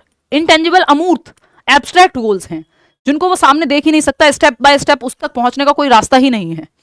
कि बच्चा 5वीं क्लास में है, आपने कहा तुमको IAS बनना है, 5वीं क्लास तो करा लो यार, उसको वो वाले कॉन्सेप्ट तो समझा दो। तो अचानक से एब्स्ट्रैक्ट गोल्स रख दिए जाएं, ऐसे गोल्स जो या तो बहुत ज्यादा डिफिकल्ट है या जिनको वो समझता ही नहीं है, जो उससे जुड़े हुए ही नहीं है, तो ये मोटिवेशन को एकदम से खत्म कर देंगे। तो fourth option is the right answer. यही सही, ये क्योंकि ये गलत है इसीलिए सही है, क्योंकि पूछा ही गलत था, डेट्रीमेंटल या हानिकारक पूछा था आपसे, हेल्पफुल नहीं पूछा था। हेल्पफुल पूछा होता तो ये तीनों सही थे। क्वेश्चन नंबर 18 देखिएगा, following Lev Vygotsky's ideas on learning a teacher should, अगर आप वो टीचर हैं जो वाइगोत्स्की को फॉलो करते हैं तो आपको क्या करना चाहिए इन 4 ऑप्शंस में से। तो वाइगोत्स्की आपको पता है सोसाइटी को महत्व देते हैं, कल्चर को महत्व देते हैं, आपस में इंटरेक्शन को, ग्रुप में सीखने को महत्व देते हैं, लैंग्वेज को महत्व देते हैं। तो वाइगोत्स्की की थ्योरी में 3 चीजें एकदम पक्की हैं, सोसाइटी, कल्चर और लैंग्वेज। ये हेल्पफुल हैं कि बच्चा जब ग्रुप में, समाज में सीखेगा, अच्छा सीखेगा, कल्चर से सीखेगा, अच्छा सीखेगा। तो encourage students to continuously compete with each other. Vygotsky ये कहते ही नहीं है, पियाजे ये कहते ही नहीं है कि एक दूसरे में आपस में, बस दुनिया में 2 ही लोग हैं, आपकी क्लास के 30 बच्चे ही आपका कंपटीशन है, बाकी कुछ बचा ही नहीं है ना। कई लोगों को लगता है ऐसा कि जो वो कर रहे हैं वही दुनिया, उसके बाहर दुनिया नहीं है। ठीक, तो ये एकदम मूर्खता हो जाएगी कि विद्यार्थियों को लगातार एक दूसरे के साथ प्रतिस्पर्धा कराने के लिए प्रोत्साहित करना। ये हमारे कल्चर में खूब प्रमोट होता है कि तुम्हें शर्मा जी के बेटे से बेहतर बनना है, कि वर्मा जी के बेटे से बेहतर बनना है, बट शर्मा जी के बेटे को खुद से बेहतर बनना चाहिए और वर्मा जी के बेटे को खुद से बेहतर बनना चाहिए। जैसा वो कल कर रहा था उससे आज बेहतर कर रहा है या नहीं कर रहा है, इस पे फोकस करना चाहिए, उसको जिस चीज में मजा आता है वो करना चाहिए, है ना। क्योंकि ये प्रॉब्लमेटिक हो जाएगा। और वाइगोत्स्की कभी नहीं कहेंगे, वाइगोत्स्की रचनावादी हैं। मीनिंग मेकिंग की बात करें, मीनिंग मेकिंग नहीं रहेगा। आपने रट्टाफिकेशन करके पीछे छोड़ भी दिया तो वो खुशी बहुत हॉलो है, एक 4 दिन की भी नहीं होगी और उससे अर्थ निर्माण नहीं होगा, वो लाइफ से कनेक्टेड नहीं है, उसका कोई मीनिंग एक्चुअल में नहीं है, रोट लर्निंग जैसा हो जाएगा। सेकंड है प्रिवेंट, और पियाजे वाइगोत्स्की हमेशा मीनिंग मेकिंग की बात करेंगे। Prevent integration of cultural knowledge in discussions, यानी चर्चाओं में सांस्कृतिक ज्ञान के एकीकरण को रोकें। नहीं भाई, कल्चरल इंटीग्रेशन तो या कल्चरल नॉलेज तो हेल्पफुल है वाइगोत्स्की के हिसाब से। जो हमारी कल्चर में, चाहे वो हमारी कहानियां चल रही हो, चाहे हम किताबें पढ़ रहे हो, चाहे वो रामायण महाभारत पढ़ रहे हो, चाहे हम वो किसी और धर्म की किताब हो या स्टोरीज हो जो संस्कृति में चलती है, उन सबसे बच्चा सीखता है। तो ये उल्टा कह रहे हैं capitalize on dialogue and group learning during activities. ये सही है कि बच्चों को बोलने का मौका दो, डिस्कशन का मौका दो, बच्चा जहां एक्टिव है वो बेस्ट ऑप्शन है। 99% पेडागोजी के सवाल इसी बात से ठीक हो जाते हैं कि बच्चे को एक्टिव रखना है, सिंपल बात। गतिविधियों के दौरान संवाद और सामूहिक शिक्षा को बढ़ावा देना, बच्चा ग्रुप में एक्टिविटी करे, कोऑपरेट करके सीखे, कोलैबोरेट करके सीखे, समाज और कल्चर और भाषा का इस्तेमाल करते हुए सीखे। तो डायलॉग में भाषा आ जा रही है, और जब वो डायलॉग कर रहा है संवाद के दौरान, और सामूहिक शिक्षा सोसाइटी और कल्चर का पार्ट है। तो थर्ड ऑप्शन सही हो गया। Discourage verbalisation and thinking aloud among students, कि बच्चे खुद से बोल के बातें कर पाए या वर्बलाइज कर पाए, शब्दों में अपनी बात को कह पाए, इसको हतोत्साहित करना नहीं भाई। चर्चा को, परिचर्चा को, तो संवाद को तो वाइगॉत्स्की प्रोत्साहित करेंगे, ना कि हतोत्साहित। तो थर्ड ऑप्शन सही है, बाकी गलत हो गए। क्वेश्चन नंबर 19 देखिएगा। जीन पियाजे gave importance to dash in the course of development and learning. पियाजे ने विकास और अधिगम के संबंध में किस चीज को महत्व दिया है, ये पूछा है। एग्जाम सेंट्रिक पेडागोजी को पियाजे वाइगॉत्स्की नहीं मानते, वो मतलब इसको महत्व नहीं देंगे। कंडीशनिंग को बिहेवियरिस्ट या व्यवहारवादी लोग मानते हैं, रचनावादी लोग नहीं। पियाजे रचनावादी, वो कहते हैं बच्चा ज्ञान की रचना स्वयं कर सकता है, लिटिल साइंटिस्ट है, नन्हा वैज्ञानिक है। Children's maturation and readiness to learn, ये 88% लोग सही जवाब दे रहे हैं इसका। सांस्कृतिक उपकरण, cultural tool, development and learning, इसकी कल्चरल टूल की बात वाइगॉत्स्की करते हैं, पियाजे नहीं, है ना। पियाजे बात करते हैं बच्चे की मैचुरेशन, जो कि बायोलॉजी से संबंधित होती है, क्योंकि ये जेनेटिक एपिस्टेमोलॉजी पे भी इन्होंने काम किया है, यानी पियाजे हेरिडिटी को महत्वपूर्ण मानते हैं। तो children's maturation and readiness to learn. Readiness to learn का मतलब क्या है यहाँ पे? एनवायरमेंटल रेडीनेस नहीं। आप 3 साल के बच्चे को 10वीं क्लास का सिलेबस नहीं करा सकते, क्योंकि अभी वो उसके लिए रेडी नहीं है। तो मेंटल रेडीनेस, बायोलॉजिकल रेडीनेस, वो सब आ जाएगा। तो पियाजे ने 4 फैक्टर्स दिए हैं जो लर्निंग में काम आते हैं। जैसे मैंने आपको सोसाइटी, कल्चर और लैंग्वेज अभी वाइगॉत्स्की का बताया, वैसे ही ये 4 फैक्टर्स हैं। जो 4 स्टेजेस हैं वो अलग हैं, SPCF, ये फैक्टर्स हैं जिनको पियाजे महत्वपूर्ण मानते हैं अपनी पूरी थियोरी में। मैचुरेशन यानी परिपक्वता, जो रेडीनेस टू लर्न भी जिसको हम कह सकते हैं। हेरिडिटी, बेसिकली जेनेटिक्स महत्वपूर्ण है। बायोलॉजिकली अगर बच्चा मैच्योर नहीं है, आप कैसे सिखा देंगे? पियाजे की थियोरी में 6 महीने के बच्चे को तो नहीं पढ़ा सकती ना, क्योंकि वो अभी मैच्योर नहीं है उस चीज के लिए। आप इसीलिए वो कह रहे हैं जो प्री ऑपरेशनल स्टेज का बच्चा है उसको सिंबल्स के थ्रू सिखाओ 2 से 7 वर्ष में। जो 7 से 11 का बच्चा है उसको कॉन्क्रीट लॉजिक दो। 11 टू या 11 एंड अबव 11 से 15 साल में एब्स्ट्रैक्ट लॉजिक आ जाएगा, तब आप 11th-12th में वो वाली थियरम्स पढ़ते हैं। इसी हिसाब से सिलेबस डिजाइंड है या करिकुलम डिजाइंड है। एक्सपीरियंस दूसरा एक फैक्टर है। एक्सपीरियंस को आप दूसरे शब्दों में कह सकते हो एक्टिविटी, यानी बच्चा एक्टिव रहे, एक्टिविटी करके सीखे, ये एक फैक्टर है। फिर आता है सोशल इंटरेक्शन या सोशल एक्सपीरियंस, इसको भी उन्होंने महत्व दिया है, फैक्टर्स में आता है। फिर इक्विलिब्रेशन आपकी, जिसके अंदर एडेप्टेशन, एसिमिलेशन, एकोमोडेशन, ये सब आ जाते हैं, है ना। संतुलन की प्रक्रिया, जिससे आपका स्कीमा अपडेट होता है। इस पे किसी और दिन लंबी चर्चा करेंगे। तो ये 4 फैक्टर्स हैं जिसमें से यहाँ पे maturation and readiness to learn दिया हुआ है। चलिए आगे बढ़ेंगे। कल्चरल टूल्स की बात वाइगॉत्स्की करेंगे, पियाजे नहीं। क्वेश्चन नंबर 20 देखिएगा, ये क्या कहता है। अब कुछ असर्शन रीजन के क्वेश्चंस, लास्ट में मैंने कहा था धीरे धीरे लेंथी क्वेश्चंस डालेंगे। Assertion, teachers should ensure enough wait time which is the length of time a teacher pauses after asking a question. यानी टीचर्स को इनफ वेट टाइम देना चाहिए, प्रतीक्षा का समय देना चाहिए। एक सवाल पूछने के बाद इनफ पॉज देना चाहिए। जो आप में से कई लोग कंप्लेन कर रहे होंगे कि आप तो देते नहीं हो, है ना। कई लोगों की ये बड़ी इच्छा रहती है कि आप सवाल दे दो, फिर 2 मिनट तक बैठे रहो, फिर हम इतने पढ़ के जवाब दे दें, पढ़ने का टाइम दिया करो। तो वो कभी कभी तो संभव है, लेकिन क्योंकि ऑनलाइन में ये है कि थोड़ा वो कॉम्प्लेक्स हो जाता है कि आपको 30 सेकंड का या 10 सेकंड का टाइमर दिया जाए। कुछ लोग पॉज करके पढ़ लेते हैं जिनको समस्या होती है पढ़ने में, बट ये हम ट्राई कर सकते हैं टाइमर का यूज। तो ये बात सही है कि शिक्षकों को पर्याप्त प्रतीक्षा समय देना चाहिए या सुनिश्चित करना चाहिए जब प्रश्न पूछने के बाद, कि बच्चे को सोचने का समय दो बोलने के लिए। यहाँ तो ठीक है, डिस्कशन भी हमें ही करना है, आप तो बोलोगे नहीं बीच में। तो रीजन क्या है, कमेंट्स में बोलते रहते हो बस। Diversity is an asset and not an obstacle. देखो हम भी आपको प्रतीक्षा का समय देते हैं, आपको पोल में टाइम मिलता है कि क्वेश्चन आ गया, अब आप जवाब दे लो इतनी देर जितने डिस्कशन चलेगा। तो ये आपका वेट टाइम ही है एक तरह का, कि आपको रिस्पॉन्स देने का टाइम मिला है। रीजन क्या है इसका, डाइवर्सिटी। तो ये बात सही है, इतना टाइम देना चाहिए, पॉज लेने का या बच्चे को सोचने का, जवाब देने के लिए समय देना चाहिए। रीजन है इसका, diversity is an asset and not an obstacle.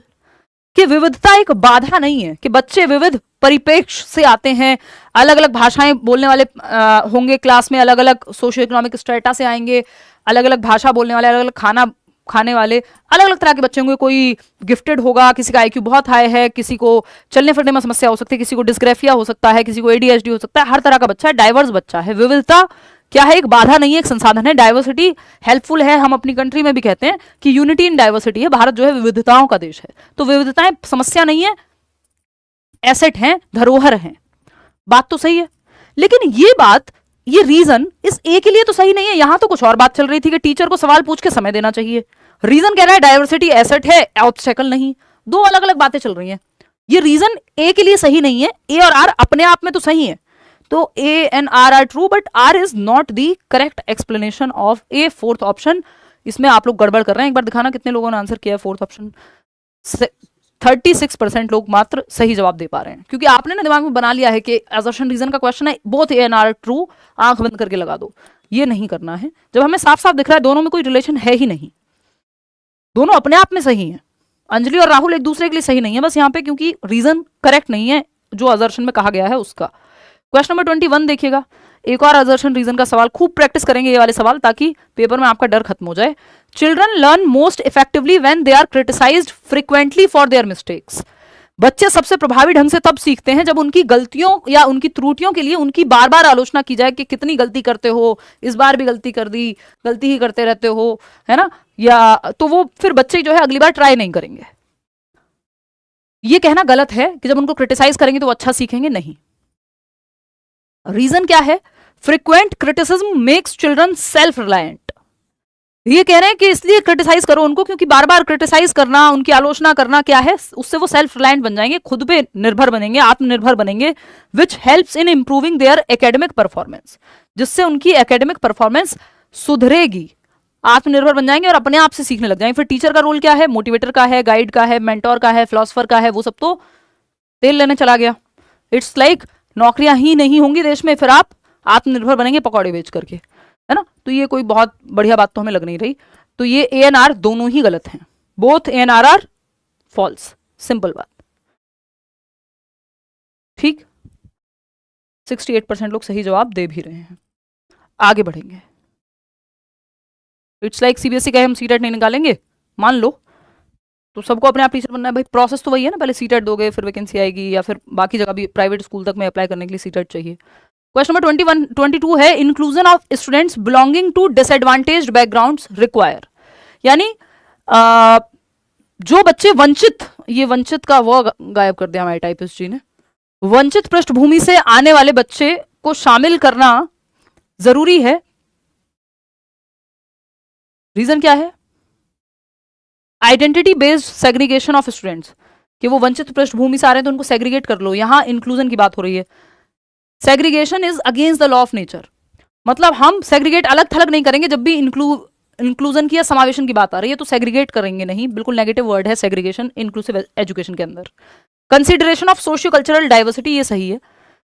Execution of standardised curriculum, नहीं भाई, सबके लिए सेम करिकुलम, सेम एक्टिविटी, मानकीकृत की जगह यहां आपको डिफरेंशिएटेड इंस्ट्रक्शन का ध्यान रखना है। Tradition of exam centric pedagogy, बकवास बात है, बच्चे को सेंटर में रखो। Consideration of socio cultural diversity, तो वंचित पृष्ठभूमि, ईडब्ल्यूएस कैटेगरी का बच्चा भी क्लास में है, अगर एक प्राइवेट स्कूल भी है वहां भी 25% कोटा है कि हर बच्चे को सीखने का अधिकार है, और सामाजिक सांस्कृतिक विविधता को ध्यान में रख करके कि हर तरह का बच्चा क्लास में होगा तो इंक्लूड करना चाहिए, इंक्लूसिव एजुकेशन होनी चाहिए, सारे बच्चे एक जैसे नहीं होंगे। क्वेश्चन नंबर 23 देखिएगा, contemporary theorist believe that childhood. ये सवाल बहुत बार आ चुका है अलग अलग तरीके से।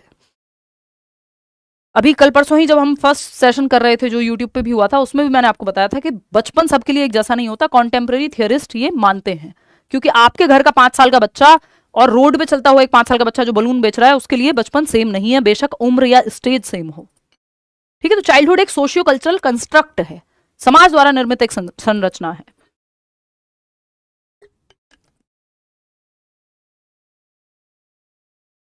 फटाफट से जवाब देंगे, चलिए देखिए। अब इसमें क्या आप लोग जवाब दे रहे हैं, 44% लोग सेकंड ऑप्शन कह रहे हैं कि जो कॉन्टेम्परेरी थियरिस्ट हैं, समकालीन यानी प्रेजेंट टाइम पे कैसे, क्या अवधारणा है चाइल्डहुड की।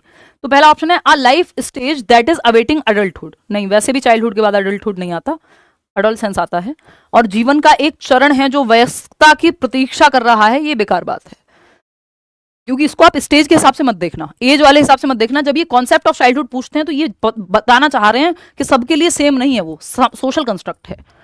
अ stage associated with divinity, purity and goodness, देवत्व, पवित्रता और अच्छाई से जुड़ी एक अवस्था है। ये वैसा ही है कि खूब बस क्या कहूं, फिर जो है विवाद होगा कुछ बोलूंगी तो ऐसा नहीं है यहाँ पे।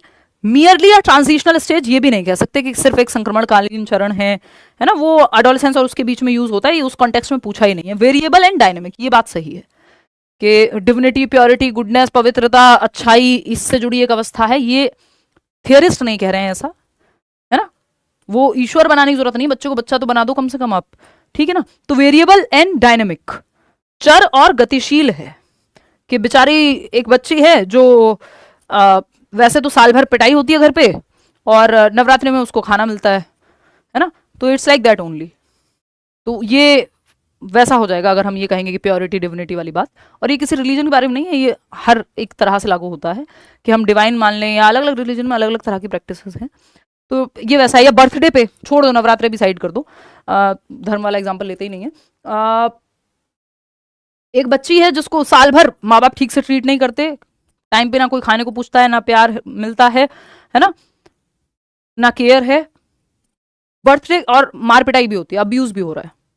बर्थडे के दिन अच्छी ड्रेसेस मिलती हैं, जो खाना है वो खाने को मिलता है। तो क्या ये डिवाइन और ये वाली बात हो गई? सेंस ही नहीं बनता इस बात का। तो चाइल्डहुड एक ऐसा कॉन्सेप्ट है जो वेरिएबल है, डायनेमिक है, यानी चर है, हर किसी के लिए सेम नहीं है, सबके लिए अलग अलग हो सकता है। सोशियो कल्चरल कॉन्सेप्ट है और गतिशील है, परिवर्तनशील है। एक जगह से दूसरी जगह, एक कंट्री से दूसरी जगह कंट्री अलग अलग तरह से देखा जाता है।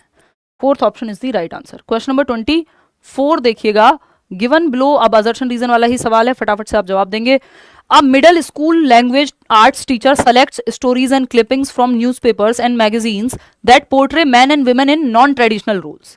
यानी एक माध्यमिक विद्यालय भाषा शिक्षक है, एक माध्यमिक विद्यालय की भाषा कला शिक्षक अखबारों और पत्रिकाओं से उन कहानियों या कटिंग्स को लेकर के आती है मैगजीन से, जो पुरुषों और महिलाओं को गैर पारंपरिक भूमिकाओं में चित्रित करते हैं। पुरुषों और महिलाओं के गैर पारंपरिक चित्रण क्या हो गए कि एक लड़की है जो बाइक चलाती है, माउंटेन चढ़ रही है, कर्णम मलेश्वरी, मैरी कॉम, वो फोगाट सिस्टर्स, गीता बबीता, याद कीजिए वो movie Dangal, in real life also. तो ये क्या है? ये नॉन ट्रेडिशनल रोल्स हैं। लड़कियों को हम क्या चाह रहे हैं? वो बिल्कुल टीचर बन जाए या तो डॉक्टर बन जाए, ये स्टीरियोटिपिकल रोल्स हैं। प्रोफेशन में प्रॉब्लम नहीं है, टीचर बनने में प्रॉब्लम नहीं है, बट आपने एक जेंडर से ही जोड़ दिया उसको। भाई टीचर तो फिर लड़के भी बन जाए, क्या बुरी बात है? तो ये टीचर और जो डॉक्टर, ये क्या ट्रेडिशनल रोल्स के जैसा हमने बना दिया है। लड़की है तो घर का काम करे, लड़का है तो बाहर कमाने जाए। तो ये नॉन ट्रेडिशनल नहीं है, ये ट्रेडिशनल स्टीरियोटाइप्ड रोल है जो चला आ रहा है। लेकिन आप ऐसे एग्जाम्पल लाती हैं एज अ टीचर जिसमें नॉन ट्रेडिशनल, लड़कियां एडवेंचरस रोल में भी हैं, आर्मी में भी हैं, फोर्सेस में भी आपको दिखाई देती हैं। तो ये नॉन ट्रेडिशनल एग्जाम्पल्स हैं जो स्टीरियोटाइप को चैलेंज करेंगे। बात तो सही है। रीजन क्या है? Countering prevalent gender stereotypes by presenting other modes is an effective way to overcome gender bias. जो लोग स्टीरियोटिपिकल सोच रखते हैं उनके सामने इस तरह के एग्जाम्पल्स प्रेजेंट करना क्या है? जेंडर बायस को ओवरकम करने का एक तरीका है। जेंडर बायस क्या है? किसी भी एक जेंडर के प्रति पक्षपाती होना कि लड़के यही काम करेंगे या लड़कियां यही काम करेंगी। इसका उल्टा भी ट्रू हो सकता है, किसी भी जेंडर के प्रति पक्षपाती होना जेंडर बायसनेस है। चाहे लड़कों को ये कहना कि नहीं तुम तो डांस में नहीं जाओगे, अभी वो मूवी आई थी ना धड़क टू ही थी, तो हाँ, तो उसमें जो पिताजी हैं उस एक्टर के या हीरो के, उनको डांस करना पसंद है या फेमिनिन कैरेक्टरिस्टिक्स हैं, तो उनका भरपूर मजाक उड़ाया जाता है। या वो लड़के जो थोड़ी सॉफ्टनेस दिखाते हैं उनको स्टीरियोटाइप किया जाता है। तो ये क्या हो गया? ये बेसिकली जेंडर बायस को कि ट्रेडिशनल रोल्स में ही बंधे रहें, उसके बाहर जाओगे तो बायसनेस, तो इसको चैलेंज करेगी। तो रीजन तो सही है, तो ANRR सही और जो एक्सप्लेनेशन है वो भी सही है। फोर्थ ऑप्शन 68% लोग सही जवाब दे भी रहे हैं। चलिए आगे बढ़ते हैं। क्वेश्चन नंबर 25 देखिएगा, 5 सवाल और हैं आपके साथ। आप इतनी रात तक जगे, धन्यवाद आपका। The process of bringing back the information stored in memory to current state is called. अब मेमोरी पे ना कभी भूला भटका एक आध सवाल दे देते हैं ये इस तरह का कि वह कौन सी प्रक्रिया है जो स्मृति में संग्रहित जानकारी को वर्तमान स्थिति में लाने के लिए प्रयोग की जाती है। किसी का नंबर आपने सेव किया था दिमाग में, आजकल तो फोन में करते हो, लेकिन एक समय था हमारे बचपन में तो सारे नंबर याद होते थे, आज भी कई सारे नंबर याद हैं, है ना। तो आपने कोई इंफॉर्मेशन स्टोर की थी कि प्याजे की कितनी स्टेजेस हैं, ये स्टोर किया था आपने। अब आपसे जब पूछा जाएगा कि कौन सी स्टेजेस हैं, तो आप क्या करेंगे? रिट्रीव करेंगे। है ना, रिकॉल करेंगे, वापस से रिट्रीवल, आप दिमाग से पुनर्प्राप्ति करेंगे क्योंकि आपने पहले से सेव किया हुआ है। अटेंशन तो ध्यान देना है किसी चीज पे। डिके है शयन, कि आप याद ही नहीं कर पा रहे, डिके हो गया, या फॉरगेट, भूल गए आप, या आधा अधूरा याद है तो डिके हो गया। तो रिट्रीवल है ये कि आप पुनर्प्राप्ति कर रहे हैं जो आपने सेव किया था ब्रेन में। बात सही है? आगे बढ़े, क्वेश्चन नंबर 26 देखिएगा। ये क्या कहता है, which of the following statements about classroom assessment is correct. निम्नलिखित में से कौन सा स्टेटमेंट क्लासरूम आकलन के लिए सही है? फटाक से बताएंगे आप लोग, जवाब देंगे फटाफट।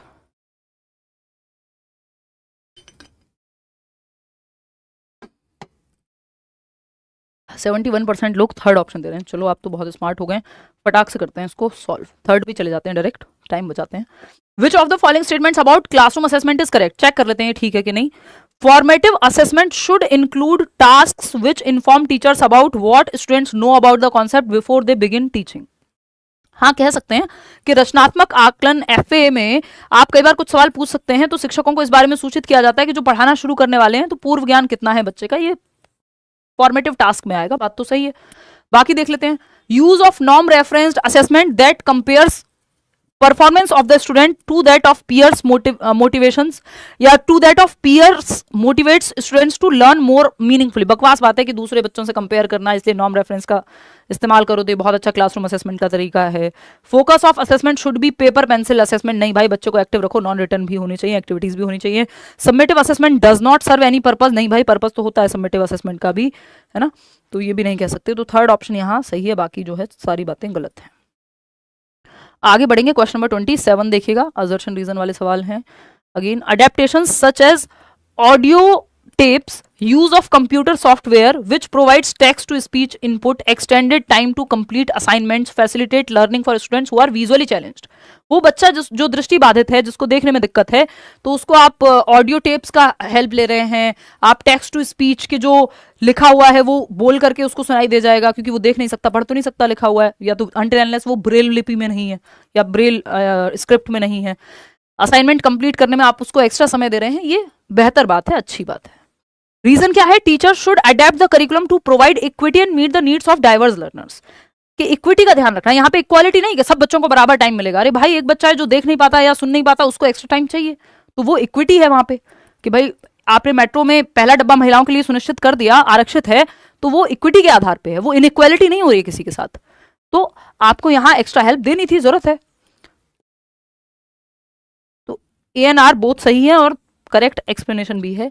फर्स्ट ऑप्शन यहाँ पे आप सिंपली सही जवाब दे भी पा रहे हैं। चलिए आगे बढ़ते हैं, क्वेश्चन नंबर 28 पे। रीजन असर्शन क्या है, adolescents have difficulty with emotional regulation and inhibiting their impulses are quite susceptible to peer pressure। जो किशोर या किशोरी हैं, 12 से 18 वर्ष के जो बच्चे हैं, टीनेजर्स हैं, उनको भावनात्मक विनियमन यानी अपने इमोशंस पे कंट्रोल करने में दिक्कत होती है, या उतना आसान नहीं होता उनके लिए, उनके संवेगों को बाधित करने में कठिनाई होती है, कंट्रोल में लाने में अपने इमोशंस को, और वे साथियों के दबाव के प्रति काफी संवेदनशील होते हैं, यानी उनके पीयर प्रेशर, अगर दोस्त उनके मजाक उड़ा रहे हैं, दोस्त जा रहे हैं सब जगह घूमने, या दोस्त को फलानी बाइक मिली है तो उनको भी चाहिए, दोस्त को ये वाले कपड़े मिले हैं, ये वाला फोन मिला है तो उनको भी चाहिए, तो यानी पीयर प्रेशर का बहुत रोल होता है एडोलेसेंट्स में, किशोरावस्था में, टीनेजर्स में, कि मेरे सारे दोस्त ये करते हैं इसलिए मैं भी करता हूँ, ये सब बातें आपको सुनने को मिल जाएंगी। दूसरा, इमोशंस पे कंट्रोल करना मुश्किल है ना, बचपन का प्यार तो वो कंट्रोल नहीं है, एक्सट्रीम है, जो भी है, गुस्सा है तो एक्सट्रीम है, प्यार है तो एक्सट्रीम है ना, क्योंकि इमोशंस बैलेंस में नहीं होते, ये इमोशनल इंस्टेबिलिटी का काल है, स्टेबल नहीं है अभी इमोशंस। बात तो सही है। रीजन क्या है, physiological and hormonal changes during adolescence impact the behaviour of adolescents in a variety of ways. यानी किशोरावस्था के दौरान जो शारीरिक और हार्मोनल चेंजेस है, हर तरह के चेंजेस इतनी तेजी से हो रहे होते हैं, चाहे वो फिजियोलॉजिकल चेंजेस हो, हार्मोनल चेंजेस हो, साइकोलॉजिकल चेंजेस हो, स्ट्रेस एंड स्टॉर्म का काल है, इसीलिए तनाव एवं तूफान का काल है। बच्चे को माँ बाप दुश्मन नजर आते हैं कई बार, क्योंकि वो दोस्त तो बन नहीं पा रहे, उसके इंटरेक्शन नहीं हो पा रहा, वो कंफर्ट नहीं महसूस कर पा रहा, और उसको फीलिंग ऑफ रिवोल्ट है, बहुत ज्यादा विद्रोह की भावना है। तो ये भी सही है बात, इसकी वजह से रीजन सही बताया है, तो ए भी सही है, आर भी सही है, और आर का सही रीजन भी है, आर सही रीजन भी है ए का। बात क्लियर है। चलिए खैर आगे बढ़ते हैं, क्वेश्चन नंबर 29। गिफ्टेड चिल्ड्रन, प्रतिभाशाली बच्चे। गिफ्टेड चिल्ड्रन भी 3 प्रकार के होते हैं। एक वो जो हाई IQ बच्चे हैं, जनरली हम गिफ्टेड से मतलब हाई IQ का ही समझते हैं, क्रिएटिव बच्चे और टैलेंटेड बच्चे, ये तीनों गिफ्टेड की कैटेगरी में ही आते हैं। बट सामान्य तौर पे हम मानते हैं कि गिफ्टेड बच्चा है तो आईक्यू तेज होगा या किसी क्षेत्र में बहुत बेहतर करने की क्षमता रखता होगा। तो excel in all academic as well as co curricular areas, ये बिल्कुल जरूरी नहीं है कि एकेडमिक में भी अच्छे नंबर भी लाएगा और को करिकुलर में भी अच्छा करेगा। हो सकता है विराट कोहली को गिफ्टेड नहीं कहोगे क्या, लेकिन एकेडमिक्स में क्या उन्होंने बहुत तीर मार लिए, स्टैनफोर्ड चले गए थे पढ़ने? नहीं भाई, वो दोनों चीजें साथ में कैसे करते? अगर क्षमता है भी तो, और जरूरी नहीं है सब में हो, किसी में हो सकता है। मल्टीपल इंटेलिजेंस क्या कह रहा है आपका कि अलग अलग तरह की इंटेलिजेंस है। तो गिफ्टेड बच्चों का जरूरी नहीं कि वो को करिकुलर में भी अच्छा करें, एकेडमिक्स में भी अच्छा करें, किसी एक फील्ड में अच्छा करेंगे, और जनरली एकेडमिक्स में ठीक करते हैं।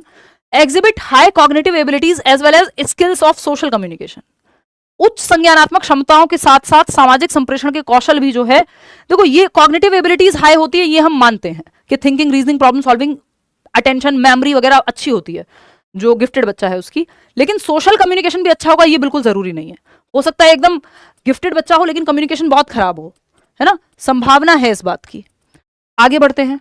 Get distracted easily and have low concentration span, ये तो एडीएचडी वाला बच्चा है। गिफ्टेड बच्चे का जनरली अटेंशन स्पैन बेटर होता है। Absorb information quickly and accurately, ये गिफ्टेड की निशानी है कि वो इंफॉर्मेशन को जल्दी समझ जाता है, क्विकली समझते हैं और एक्यूरेटली समझते हैं। मेमोरी अच्छी होती है, क्यूरियोसिटी यानी जिज्ञासा ज्यादा है, अपनी एज से बड़े दोस्त मिल जाएंगे, वोकैबुलरी बेहतर होती है। There are so many things जो एसोसिएटेड हैं गिफ्टेड बच्चे के साथ, जिसमें से एक ये इंपॉर्टेंट है कि absorb information quickly and accurately, जल्दी चीजों को समझ लेते हैं और सही से सटीकता से समझ लेते हैं। कि हो सकता है वही बात दूसरे बच्चे को 3 बार में समझ में आ रही हो, इनको वो 1 बार में आ जाएगी। आगे बढ़ेंगे। अब इसमें एनवायरमेंट का भी थोड़ा सा रोल है, लेकिन जनरली गिफ्टेडनेस मतलब वो अपने एनवायरमेंट में आपको दिख जाएगा बच्चा अलग। क्वेश्चन नंबर 30 देखिएगा, which of the following statements about language and cognition is not correct as per Lev Vygotsky's theory. Vygotsky की थियरी के अनुसार भाषा और संज्ञान के बारे में कौन सी बात सही नहीं है? तो मैंने आपको थोड़ी देर पहले बताया था, लास्ट सवाल है, सोसाइटी, कल्चर और लैंग्वेज ये 3 बहुत महत्वपूर्ण चीजें हैं एज पर वाइगोत्स्की। ठीक है, तो लैंग्वेज को वो फुल महत्व देंगे। अब आप फटाफट से जवाब देंगे।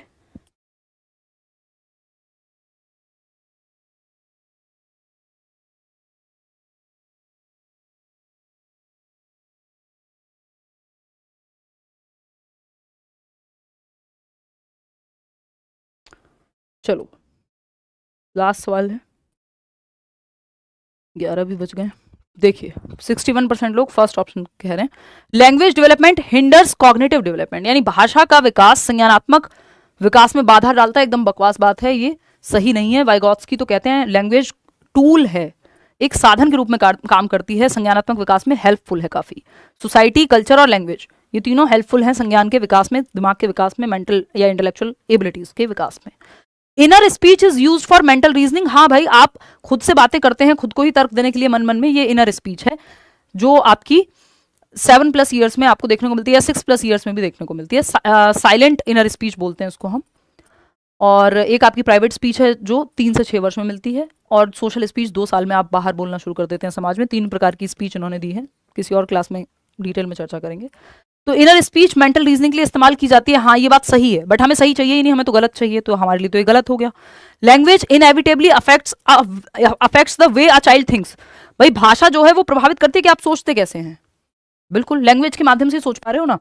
External speech is use to converse with others, भाई एक्सटर्नल स्पीच का यानी सोशल स्पीच जिसको कहते हैं, बाह्य भाषण का उपयोग दूसरों के साथ बातचीत करने के लिए किया जाता है, जो 2 साल से शुरू हो जाती है। ये बात भी सही है, ये तीनों सही है, बट हमको सही नहीं चाहिए, हमको गलत चाहिए। Language development hinders cognitive development, ये बात गलत है और यही बात सही है। क्यों? क्योंकि पूछा ही गलत था। तो जब नॉट लिखा हुआ है तो जो सही नहीं है वही सही है, जो एक्चुअल में सही नहीं है वही सही है, क्योंकि नहीं लिखा हुआ है कि वाइगोत्स्की के अकॉर्डिंग क्या सही नहीं होगा। आउट ऑफ 30 क्वेश्चंस आपने कितने क्वेश्चंस ठीक किए ये आप कमेंट सेक्शन में बताएंगे। लाइक शेयर सब्सक्राइब नहीं किया होगा तो आप कर लेंगे। ये पीडीएफ जो है आपको मिल जाएगा टेलीग्राम चैनल पे, आंसर्स मार्क्ड होंगे। ये Telegram channel let's learn squad, कोई और फेक चैनल मत जुड़ जाना, 8-9 लाख लोग जुड़े हुए हैं। ये अगर आप सीटेट के बैच में, कंप्लीट बैच में एनरोल करना चाहते हैं, जो आपको कर लेना चाहिए अगर आप कर सकते हैं तो करियर विल ऐप डाउनलोड करके टीचिंग सेक्शन में जाएंगे। 24 तारीख तक डिस्काउंट है, या आपके किसी दोस्त को करना हो या आप 2 दोस्तों को एक साथ मिलकर कोर्स लेना हो, what ever. Anyway 30 out of कितने क्वेश्चंस आपके ठीक हुए ये आप बताएंगे कमेंट करके। आज के लिए इतना ही, हम मिलेंगे मंडे। बहुत अच्छा लगा आपसे जुड़ करके, है ना, मंडे मिलेंगे। और ये सीरीज तो चलेगी ही, और भी चीज़ें जो हम कर पाएंगे यूट्यूब पे करेंगे। चलिए टेक केयर, धन्यवाद आपका, thank you so much, bye bye, tata. Comments में बता देना कितना स्कोर किया, और कोई भी सेशन कैसा लगा, स्पीड कम ज़्यादा, वॉट एवर जो भी आपका फीडबैक हो सब बता देना, ठीक है, बाय।